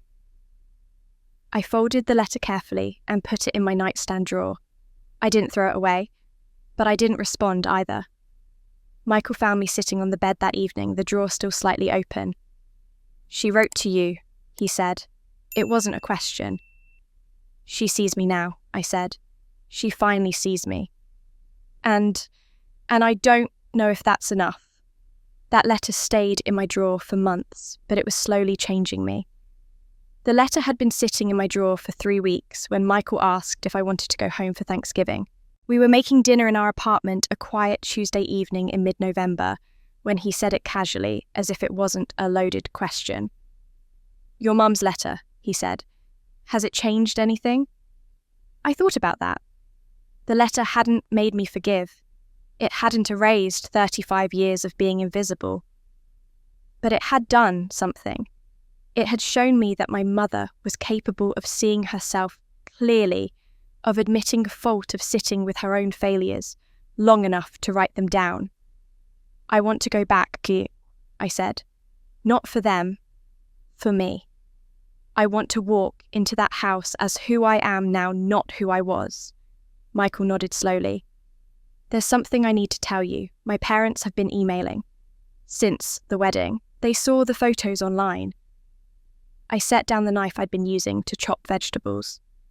What They want to see me, he said, and his voice was carefully controlled the way it got when he was feeling too much. They said watching the wedding made them realise how much time they'd wasted, how wrong they'd been. They asked if they could come to wherever I'd be for Thanksgiving. What did you say? I said I'd think about it. He looked at me. If we go to Ohio, they could meet us there. Neutral territory. We wouldn't have to stay long. Just enough to see if there's anything left to salvage, I finished. So we went. We drove to Ohio on Thanksgiving morning, the November landscape grey and bare, nothing like the hopeful green of my childhood or the warm colours I'd built in Boston. We arrived at my parents' house at noon, and before I'd even gotten out of the car, I saw them. Mrs. Chen's son from next door walking his dog. The Martinez family, 3 houses down, raking leaves. Old Mr. Peterson across the street checking his mailbox. And all of them stopped what they were doing to look at me. Not with the polite disinterest I'd grown up with, but with something else. Recognition, respect, even awe. Mrs. Martinez actually waved and called out, "Candice, we watched your wedding. It was beautiful." I waved back, feeling surreal. These were people who'd known me my entire life, who'd watched me grow up invisible, and now they were seeing me. Inside, my parents' house felt smaller than I remembered, or maybe I'd just gotten bigger. My mother opened the door and her eyes immediately filled with tears. She looked older, more fragile, like the fainting incident had taken something out of her that hadn't come back. "You came," she whispered. "I came." I agreed, but I didn't hug her. Not yet. My father stood in the hallway behind her, and for the first time in my life, he looked ashamed. Not uncomfortable, not awkward, but genuinely ashamed. He couldn't quite meet my eyes. "Candice," he said. "Michael, thank you for coming." The living room felt like a stage set for a play about a normal family. The table was set for 6.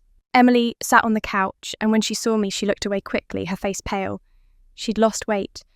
Her eyes were hollow in a way that had nothing to do with physical hunger. "Hi, Emily," I said. "Hi," she whispered, still not looking at me.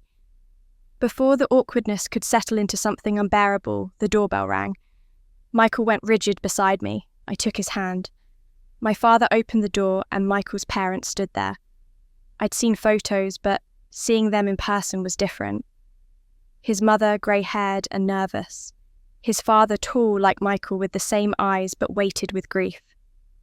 "Michael," his mother said, and her voice broke on his name. He stood frozen for a long moment. Then, "Hi, Mum." The dinner was excruciating and healing in turns. We sat around that table, 3 broken families trying to figure out if broken things could be mended, or if we could only acknowledge the cracks and move forward anyway. Michael's mother couldn't stop crying. She kept reaching across the table, as if to touch him, then pulling back, afraid he'd reject her. His father spoke quietly about the 19 years they'd lost, about the grief that had made them cruel, about watching Michael's wedding photos, and realising their son had built a beautiful life without them. My mother watched this with tears streaming down her face. My father stared at his plate. Emily picked at her food and said almost nothing. It was Mrs. Chen who'd been invited by my mother in what I suspected was a strategic move, who finally broke the tension. "This table is full of people who love each other, but forgot how to show it," she said. "And I'm too old to watch everyone sit here drowning in guilt. So I'll say what needs saying. You all failed these 2. She gestured at Michael and me. "You failed them spectacularly. You made them strong by abandoning them, and now you want credit for their strength. You don't get that credit, but you do get a choice about what happens next." The silence after that was different. Clearer. My father was the first to speak. He looked at me for maybe the first time in years. "We're proud of you, kiddo," he said, and his voice was rough. "I know we don't have the right to be. I know we didn't earn it. But watching that wedding, seeing what you built, who you became despite us, He stopped, cleared his throat. We're proud of you. I looked at him across the table, this man who'd signed the form that forced me to decline MIT, who'd tried to sabotage my guest list, who'd spent my entire life choosing my sister over me. And I heard in his voice something I'd never heard before. Not just words, but truth. Complicated, inadequate truth, but truth nonetheless. I'm proud of me too, I said quietly. I built something real, and I did it without you. We know, my mother whispered. Michael's father spoke, then addressing his son. I blamed you for Sophie's death because I needed someone to blame. I was drowning in grief, and it was easier to make you the villain than to accept that it was just a terrible accident. I was wrong. I've been wrong for 19 years. Michael's hand tightened on mine under the table. I blamed myself too, he said, his voice tight. I still do sometimes. You shouldn't, his mother said. She loved you. She wouldn't want this. The afternoon stretched long. We didn't fix everything. We didn't hug and cry and promise that everything would be okay. But we sat together, all of us, and for the first time, everyone told the truth. When we left that evening, my father walked us to the car. He put his hand on my shoulder, tentative, asking permission. We missed your whole life, he said. I don't know if you can forgive that, but I want you to know I see it now. I see you. I wasn't sure I believed him, but I wanted to. That desire, that tiny seed of hope felt dangerous and necessary at the same time, but I'm getting ahead of myself. Because before my father said those words, at the car, before Michael's parents apologized, before any healing could begin, we had to sit through the most uncomfortable Thanksgiving dinner of my life. And we had to hear the truth from someone who'd been watching all along. The meal itself was a study in avoidance. My mother had cooked all the traditional dishes, the same ones she'd made every year of my childhood. Turkey stuffing, green bean casserole, the sweet potato dish Emily had always loved. The food was good, but it sat heavy in my stomach because no one knew how to talk. My father asked Michael about his work. Michael answered politely. My mother complimented my dress. I said thank you.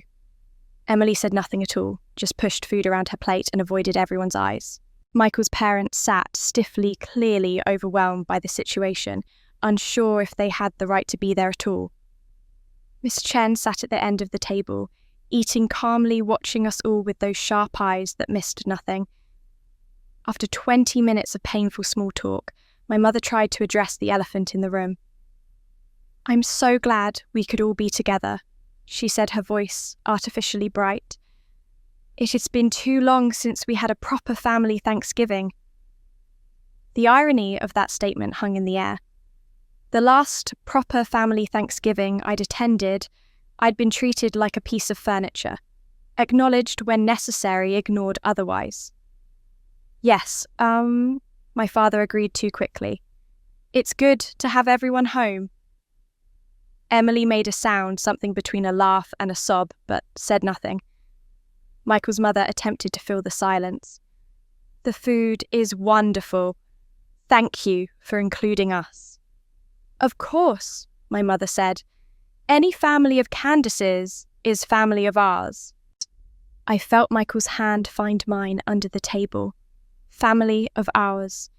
As if that word meant anything, as if it hadn't been used as a weapon my entire life to remind me I didn't quite belong. Mrs. Chen set down her fork. The small sound of silver on china seemed loud in the quiet room. I need to say something, she said, and her voice was gentle but firm, the voice of someone who'd been silent too long and wouldn't be silent anymore. If you'll all permit an old woman to speak her mind. My mother looked nervous. Of course, Helen. Mrs. Chen looked around the table, meeting each person's eyes in turn. I've watched this family for 35 years. I've lived next door since Candace was born. I've seen every dinner, every holiday, every moment of your lives through my kitchen window. The room went very still. And I need to say this because I think someone outside this family needs to name what's happening here. You're all sitting here trying to have a normal Thanksgiving, trying to pretend that everything is fine or fixable with one dinner and some apologies. But we all know that's not true. My father opened his mouth to speak, but Mrs. Chen raised her hand. Let me finish, please. Candice, you've spent your whole life being invisible in this house. I watched you sit alone on that porch night after night while your family celebrated Emily inside. I watched you come home with achievements that should have been celebrated only to have them dismissed or ignored. I watched you work 2 jobs to put yourself through college while Emily got everything handed to her. Emily's face had gone white, my mother's eyes filled with tears. And Emily, Mrs. Chen continued, turning to my sister, I watched you too. I watched you accept all that favoritism, all that attention, all that support, and I watched it hollow you out. Because being the golden child isn't a gift when it's built on someone else's erasure. You knew what was happening. You participated in it. And now you're sitting here unable to even look at your sister because you know what you took from her. Emily pushed back from the table, tears streaming down her face. I gave them everything, she choked out. I saved this family. You did, Mrs. Chen agreed. At 15 years old, you gave up your entire inheritance to save your parents from losing their house. That was brave and selfless. But then, you spent the next 18 years using that sacrifice as justification for taking from Candice. You let them use her college fund. You let them ignore her achievements. You let them choose your wedding over hers. You saved the family once, and then you let them destroy your sister to repay you. That's not fair, Emily said, but her voice was weak. Isn't it? Mrs. Chen's voice was still gentle but unyielding. You knew about the MIT scholarship. You were there when they made her decline it. You could have spoken up. You could have said, no, use the money some other way. She needs this. But you didn't, because you wanted to go to that expensive private school. You wanted to keep being the favourite. Emily stood up, knocking her chair back. I was 15. I was a child. You were, Mrs. Chen agreed, but you're not anymore. And you've had 18 years to make it right, and you haven't. Michael's mother spoke quietly. I think we've all made choices we regret. I know I have. Mrs. Chen nodded. Yes, and I'm not saying this to be cruel. I'm saying it because this family has spent decades living in polite silence, and that silence has poisoned everyone. She turned to my parents. You had a diamond, but you kept looking at the glass. Candice never stopped shining. She never stopped achieving. She never stopped being extraordinary. You just stopped looking. My mother was crying openly now. My father's jaw was tight, his hands clenched on the table. She built a life without you, Ms. Chen continued. A beautiful, meaningful life. She married a wonderful man. She raised $2 million for students who were overlooked like she was. She got married in a building her grandmother designed, honouring a legacy you all ignored. And she did all of it while you were too busy worrying about Emily to notice. Mrs. Chen stood up slowly, her 70 years showing in the movement. I'm not telling you this to make you feel worse. I'm telling you because someone needs to say it out loud. You can't fix this with one dinner. You can't apologise your way back to a relationship you never built in the first place. The only thing you can do is tell the truth, admit what you did, and let Candice decide if that's enough. She looked at me then, and her eyes were full of love. You don't owe them anything, honey. Not forgiveness, not another chance, not your presence. Whatever you decide, you make sure it's for you, not for them. Emily left the table, then walking quickly toward the bathroom, her shoulders shaking with sobs. My mother started to follow her, then stopped looking at me, as if asking permission. Go, I said quietly. She needs you. But I thought, as my mother hurried after Emily, that for once, maybe Emily needed someone more than I did. And maybe that was okay. And then, 3 months later, Emily knocked on my door in Boston. 3 months after that Thanksgiving dinner, on a grey Saturday afternoon in March, my intercom buzzed. I was alone in the apartment Michael at a conference in Philadelphia, and I'd been spending the day working on designs for a new community library. I wasn't expecting anyone. "Yes?" I said into the speaker. There was a pause, then a voice I knew as well as my own. "Candice, it's Emily. Can I come up?" My hand froze on the button. Emily. Here, in Boston. Without warning, without permission, showing up the way she'd shown up at my apartment that Easter weekend, when she'd discovered my secret wedding plans. I should have said no. I should have told her to call first to ask, to respect my boundaries. But something in her voice stopped me, something broken. I buzzed her up. When I opened my apartment door, I barely recognized her. Emily had always been the pretty one, the one who knew how to dress, how to present herself, how to take up space with beauty. But the woman standing in my hallway looked hollowed out. She'd lost weight she didn't have to lose. Her hair needed cutting. Her clothes, while still expensive, hung on her frame like they belonged to someone else. Her eyes were the worst part, red-rimmed, exhausted, haunted. "Hi," she said, and her voice cracked. "Come in," I said, because what else could I say? She walked into my apartment like she was walking into a museum, looking at everything with a kind of reverent sadness. My life, my home, my space, everything I'd built without her. "Your apartment is beautiful," she said. "Thank you." I gestured to the couch. "Do you want tea? Coffee?" "No, I can't stay long. She stopped, pulled a small USB drive from her purse. "I need you to watch something before I say anything else. Please, it won't take long." I took the USB drive, feeling its weight in my palm. "What is it? Just watch it. Please." I put it into my laptop and sat on the couch. Emily sat beside me, far enough away that we weren't touching close enough that I could feel her trembling. The first video was dated May 2012. Shaky phone camera footage filmed from behind a stone column. It took me a moment to recognize what I was seeing, and then my breath caught.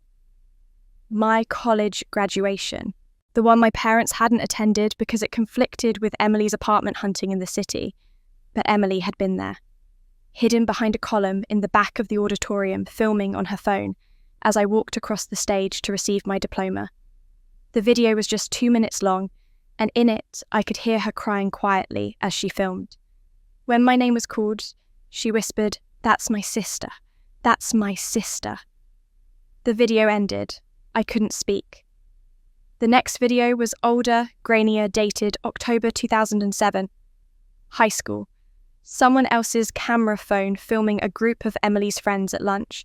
I could hear their voices clearly. "Your sister is so weird," one girl said. "She never talks to anyone." "She's not weird," Emily's voice cut in sharp. "She's smarter than all of us. Don't talk about my sister like that." God defensive much. "I mean it. You don't know her. You don't get to judge her." There were more. A video from a family dinner in 2015 where Emily tried to redirect the conversation to my recent promotion, only to have my parents talk over her. A clip from my parents' front porch in 2018, Emily sitting alone out there looking at my old spot crying. A voice memo from 2020 where she'd recorded herself saying, "I need to tell Candice the truth about the money. I need to tell her I knew, but I'm too afraid she'll never forgive me." 15 years of evidence that Emily had seen me even when everyone else hadn't. That she'd loved me even while participating in my erasure. That she'd been trapped too in a different cage, but trapped nonetheless. When the last video ended, I sat very still. Emily was crying silently beside me. "Why didn't you ever show me these?" I finally asked. "Because they don't excuse anything," she said, her voice raw. "They don't change what I did, what I let happen. I defended you to my friends, but not to Mom and Dad. I went to your graduation, but I hid. I knew about the scholarship, and I stayed silent. I saved the family, and then I let them use you to repay me. These videos don't make me a good sister, Candice. They just prove I knew the whole time what was happening, and I chose myself anyway." I looked at her. really looked at her and saw not the golden child who'd stolen my life, but a woman who'd been given everything and discovered it was nothing. Who'd been put on a pedestal so high she couldn't breathe. Who'd been trapped by favoritism as surely as I'd been trapped by neglect. I was jealous of you, Emily continued. My whole life I was jealous. Because you had something I never did. You had yourself. You knew who you were. I only knew who they wanted me to be, and when I tried to be that person, I disappeared. I became nothing. Just a reflection. A copy. Emily, my marriage ended because my husband realised I was empty. My business is failing because I built it on connections, not skill. My friends stopped calling because I was only interesting when I was winning. Everything I built was hollow, Candice. Everything. And you built something real. Something that mattered. Something that will last as long after you're gone. She turned to face me fully, tears streaming down her face. I was jealous, but I still loved you. I just didn't know how to show it without feeling like I'd disappear. Like if you shone too bright, there wouldn't be any light left for me. And I'm so sorry. I'm so sorry I chose myself over and over when you needed a sister. I felt my own tears start. You gave them $30,000 to save the house. I know, you know about that. Mrs. Chen told Mum she told you. Emily wiped her eyes. I was 15 and terrified we'd lose everything. But Candice, I could have done that and still protected you. I could have saved the house and still spoken up about the scholarship. I could have been brave in the way that mattered. I wasn't. We sat there together, two sisters who'd spent their whole lives on opposite sides of a divide. Neither of us had chosen, but both of us had reinforced. I thought about all the times I'd hated her, envied her, wished I could be her. And she'd been wishing she could be me. I don't know if we can fix this, I said honestly. I don't either, Emily agreed, but I needed you to know that I saw you. Even when I was looking away, even when I was taking from you somewhere inside, I saw you. And I'm sorry I didn't do anything about it until it was too late. I reached over and took her hand. She gripped it like a lifeline. Forgiveness isn't the same as forgetting, I said. But maybe it's the start of something new. That's what I told myself in the months that followed Emily's visit, as we slowly, carefully began to build something that resembled a relationship. It started with text messages, brief ones. Emily would send me a photo of something that reminded her of me, a building or a sunset, and I'd respond with a simple thank you. Nothing deep, nothing that required us to excavate the past. Just small acknowledgements that we both existed, that we both mattered. In April, she called to tell me she'd started therapy. Twice a week, she said. My therapist says I have to learn who I am outside of being the favourite daughter. That sounds hard, I said. It is, but not as hard as being empty. By May, we'd established something like a rhythm. A text every few days, a phone call every couple of weeks. She told me about starting a new business, something smaller and more authentic than the lifestyle brand she'd tried to build on borrowed aesthetics. I told her about the scholarship fund preparations, about the students we were selecting for the first cohort. My parents were harder. My mother called weekly, always tentative, always asking permission to talk. My father sent emails, short but sincere, usually sharing articles about architecture he thought I'd find interesting. They were trying in their clumsy way to learn a language they'd never bothered to speak before. In June, I established the terms of our new relationship on a video call with both of them. Michael sat beside me, a quiet support, as I spoke the words I'd been rehearsing for weeks. I'm willing to stay in contact, I said, but it has to be on my terms. Monthly video calls, no surprise visits, no expectations that I'll come home for every holiday. I'm not going to shrink myself to make you comfortable anymore. I'm here, but I'm here as I am now, not as you wished I'd been. My mother cried. My father nodded, his jaw tight. We understand, he said, whatever you need. And I need honesty, I continued. If you're going to be in my life, you have to be real. No more pretending everything was fine. No more revising history to make yourselves feel better. What happened happened. We all have to live with it. We can do that, my mother whispered. And surprisingly, they did. The monthly calls were awkward at first, full of silences and careful words, but they got easier. My mother asked about my work and actually listened to the answers. My father shared memories of my grandmother's stories. I'd never heard details about her architecture that he'd dismissed when she was alive, but had started researching after my wedding. Emily's transformation was the most visible. By July, she'd lost the haunted look, gained back some healthy weight, started posting on social media about her therapy journey. She was raw and honest in a way the old Emily never had been, admitting her struggles, talking about the cost of perfectionism, slowly building a following of people who related to her authenticity rather than her polish. In August, we held the first official Invisible Architects Scholarship ceremony. The Horizon Foundation had helped to select 8 recipients from across the country, all of them students who'd been overlooked, who'd worked multiple jobs, who'd taken longer paths to their degrees because no one had invested in them early. 3 of the recipients were from Massachusetts. 2 were from Ohio. The others came from Arizona, Georgia, and Oregon. We held the ceremony at 47 Maple Street in the building my grandmother had designed, and I stood at the front of that room, feeling like everything had come full circle. Michael gave a speech about second chances and chosen family.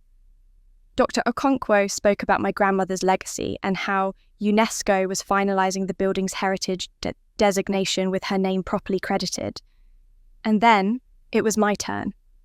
I looked out at those 8 students, at their faces, full of hope and relief and determination, and I saw myself at 17, at 23, at 30. I saw every version of me that had to fight for recognition, that had to build herself from nothing, that had to learn to be enough when no one else thought she was. I won't tell you, it gets easier, I said. I won't tell you that working harder than everyone else because you weren't given what they were given is fair, because it's not. But I will tell you that you're not invisible. Not to me, not to this fund, not to everyone in this room who sees your potential and your strength and your worth.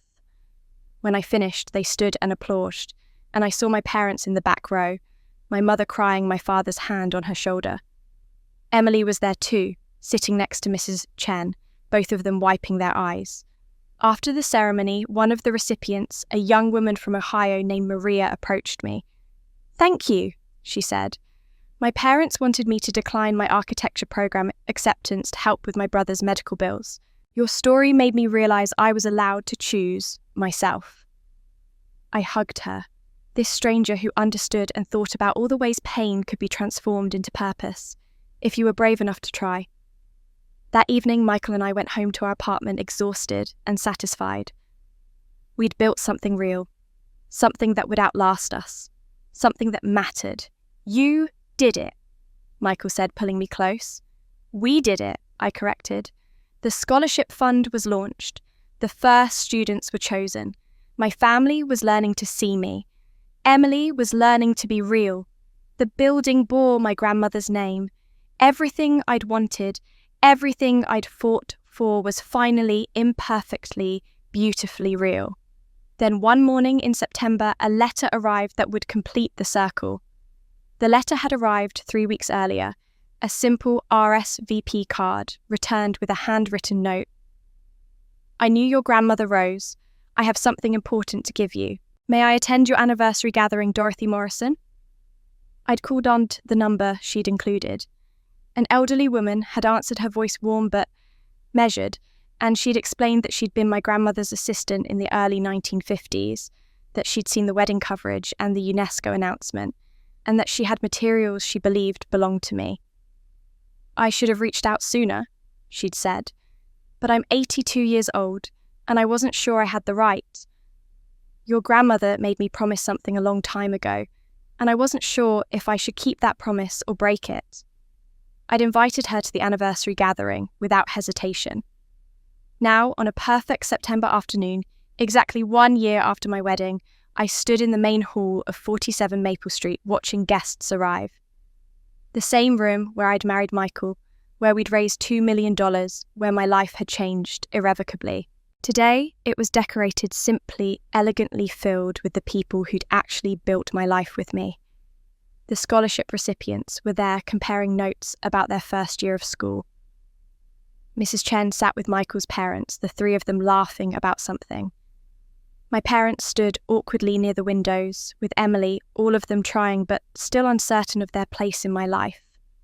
Dr. Okonkwo was examining the building's details again, this time with a photographer documenting everything for the heritage designation. And then Dorothy arrived. She was small, bird-like, with white hair pulled back in a neat bun and eyes that were still sharp despite her age. She carried a leather portfolio worn soft with time, and when she saw me, her face transformed with recognition. "Candace," she said, and it wasn't a question. "You look like her. Your grandmother. You have her eyes." I helped her to a quiet corner away from the noise of the party, and Michael joined us, sensing this was important. "Thank you for coming," I said. "You said you were her assistant." "From 1950 to 1954, Dorothy said. "I was fresh out of secretarial school and she hired me to help with her architectural practice. Back then, there weren't many women architects, and the ones who existed had to fight for every project, every recognition, every inch of respect." She opened the portfolio carefully. Inside were yellowed papers, architectural drawings, and a newspaper clipping sealed in protective plastic. "Your grandmother designed 17 buildings in her career," Dorothy said.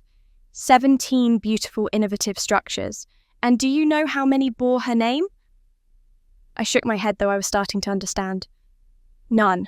Not one. Every project she completed, the credit went to a man. Sometimes her husband before he died. Sometimes the contractors. Sometimes just architect unknown.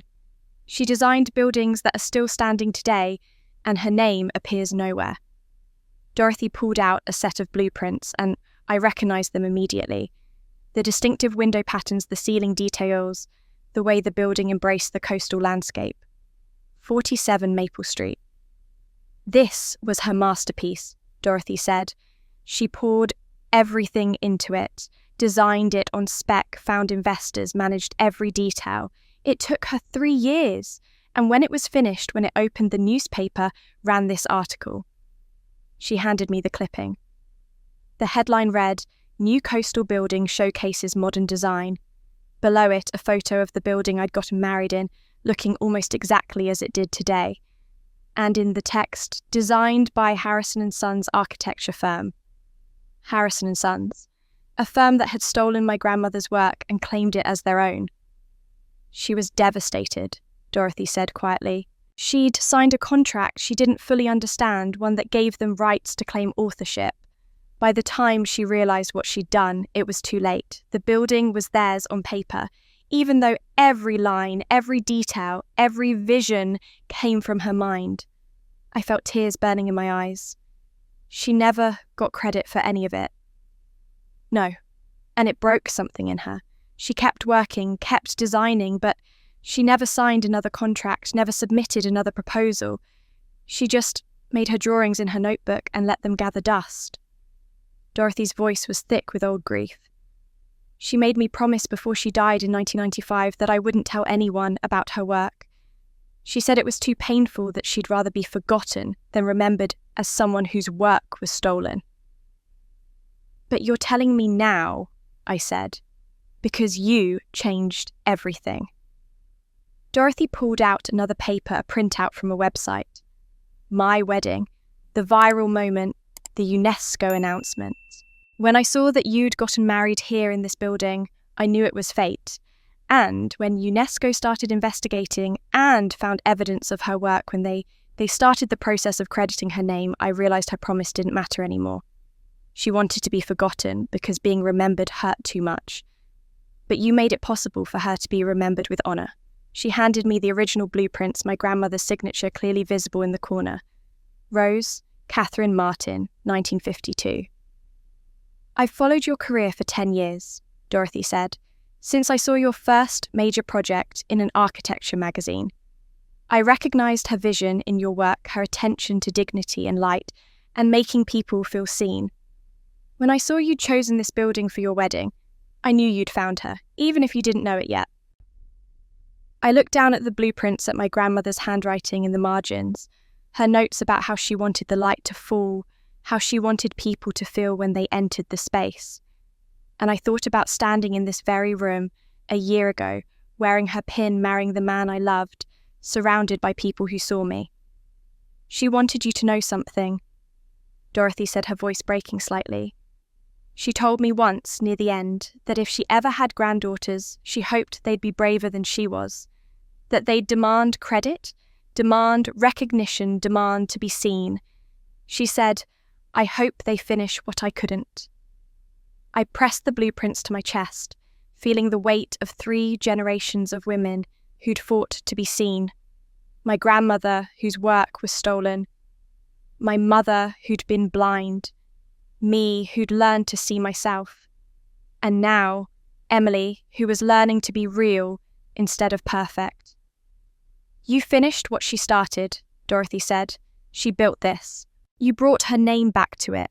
She never got to be seen in her lifetime, but because of you, she'll be remembered now. Some weddings heal more than hearts. They rewrite histories across generations. I understood that fully 3 months later, standing in front of 47 Maple Street on a December morning, so cold and clear, it felt like the world had been scrubbed clean. The building looked the same as it had the day I'd gotten married, the same as it had looked for 70 years. But today, everything was different. Today, a bronze plaque was being mounted beside the entrance, and on it, words that should have been there since 1952. The Rose Catherine Martin Building, designed 1952. A pioneering work by architect Rose Catherine Martin, whose contributions to mid-century American architecture are finally receiving the recognition they deserved. UNESCO had worked with the city to make it official. Dr. Okonkwo stood beside me now, smiling as the workers carefully positioned the plaque. Michael held my hand on one side. On the other side stood Dorothy, wrapped in a thick coat, tears streaming down her weathered face.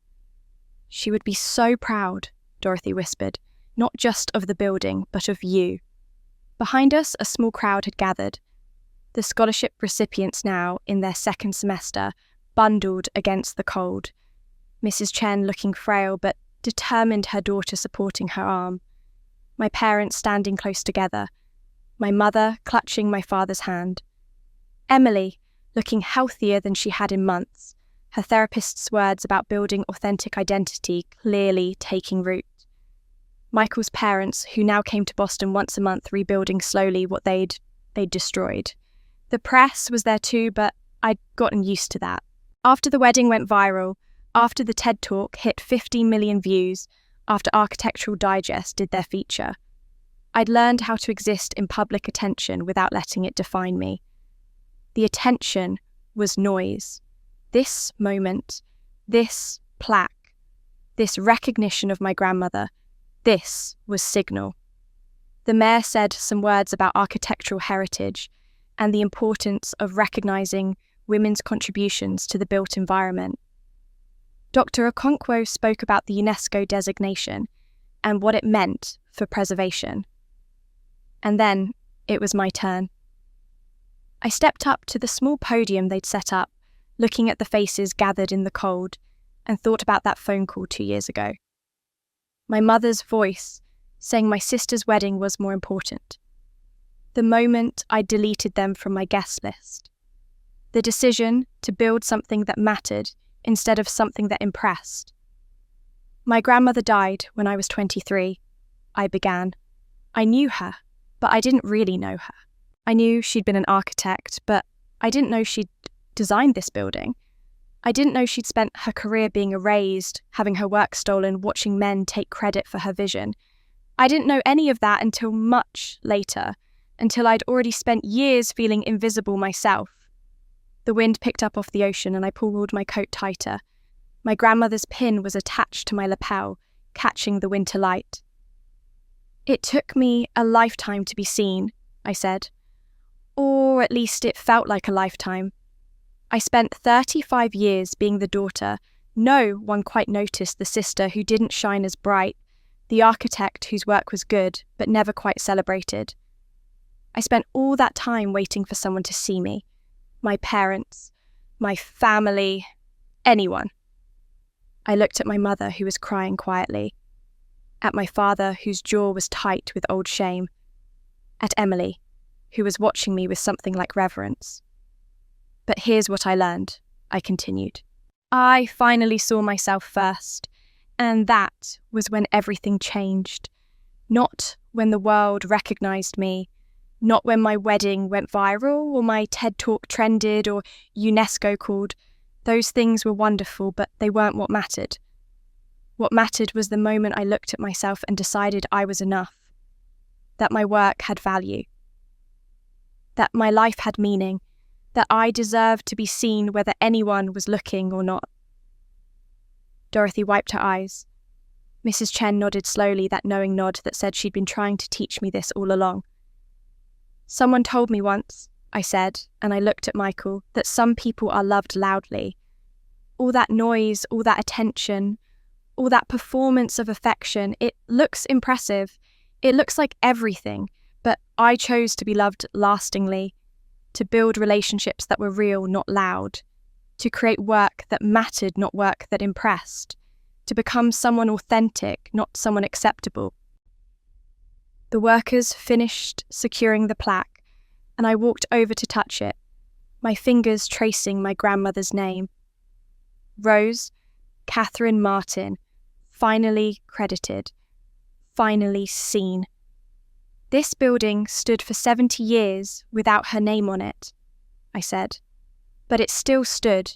Her vision, her work, her beauty, it all survived, even when she didn't get credit.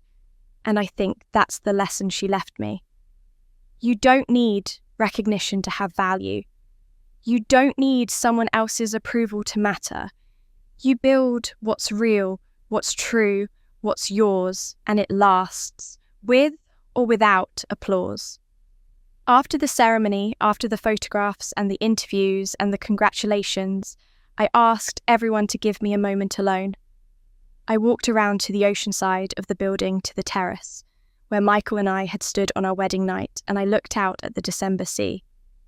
The wind whipped my hair cold and sharp and real. I wore my grandmother's pin, carried her name, stood in the building she'd created. But I also wore my own achievements, carried my own story, stood in my own life. My phone buzzed. A text from Emily. Thank you for showing me what real strength looks like. Another from my mother. I see you now. I'm sorry it took so long. One from a scholarship recipient. Because of you, I get to keep studying. You changed my life. I didn't respond to any of them right away. I just stood there breathing in salt air, feeling the solid ground beneath my feet, knowing I'd built something that would outlast me.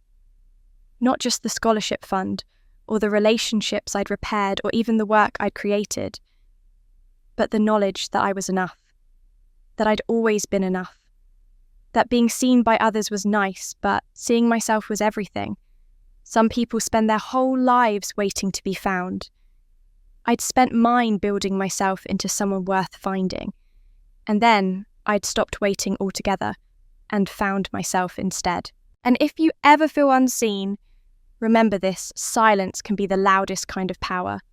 Build your own home. Create your own family.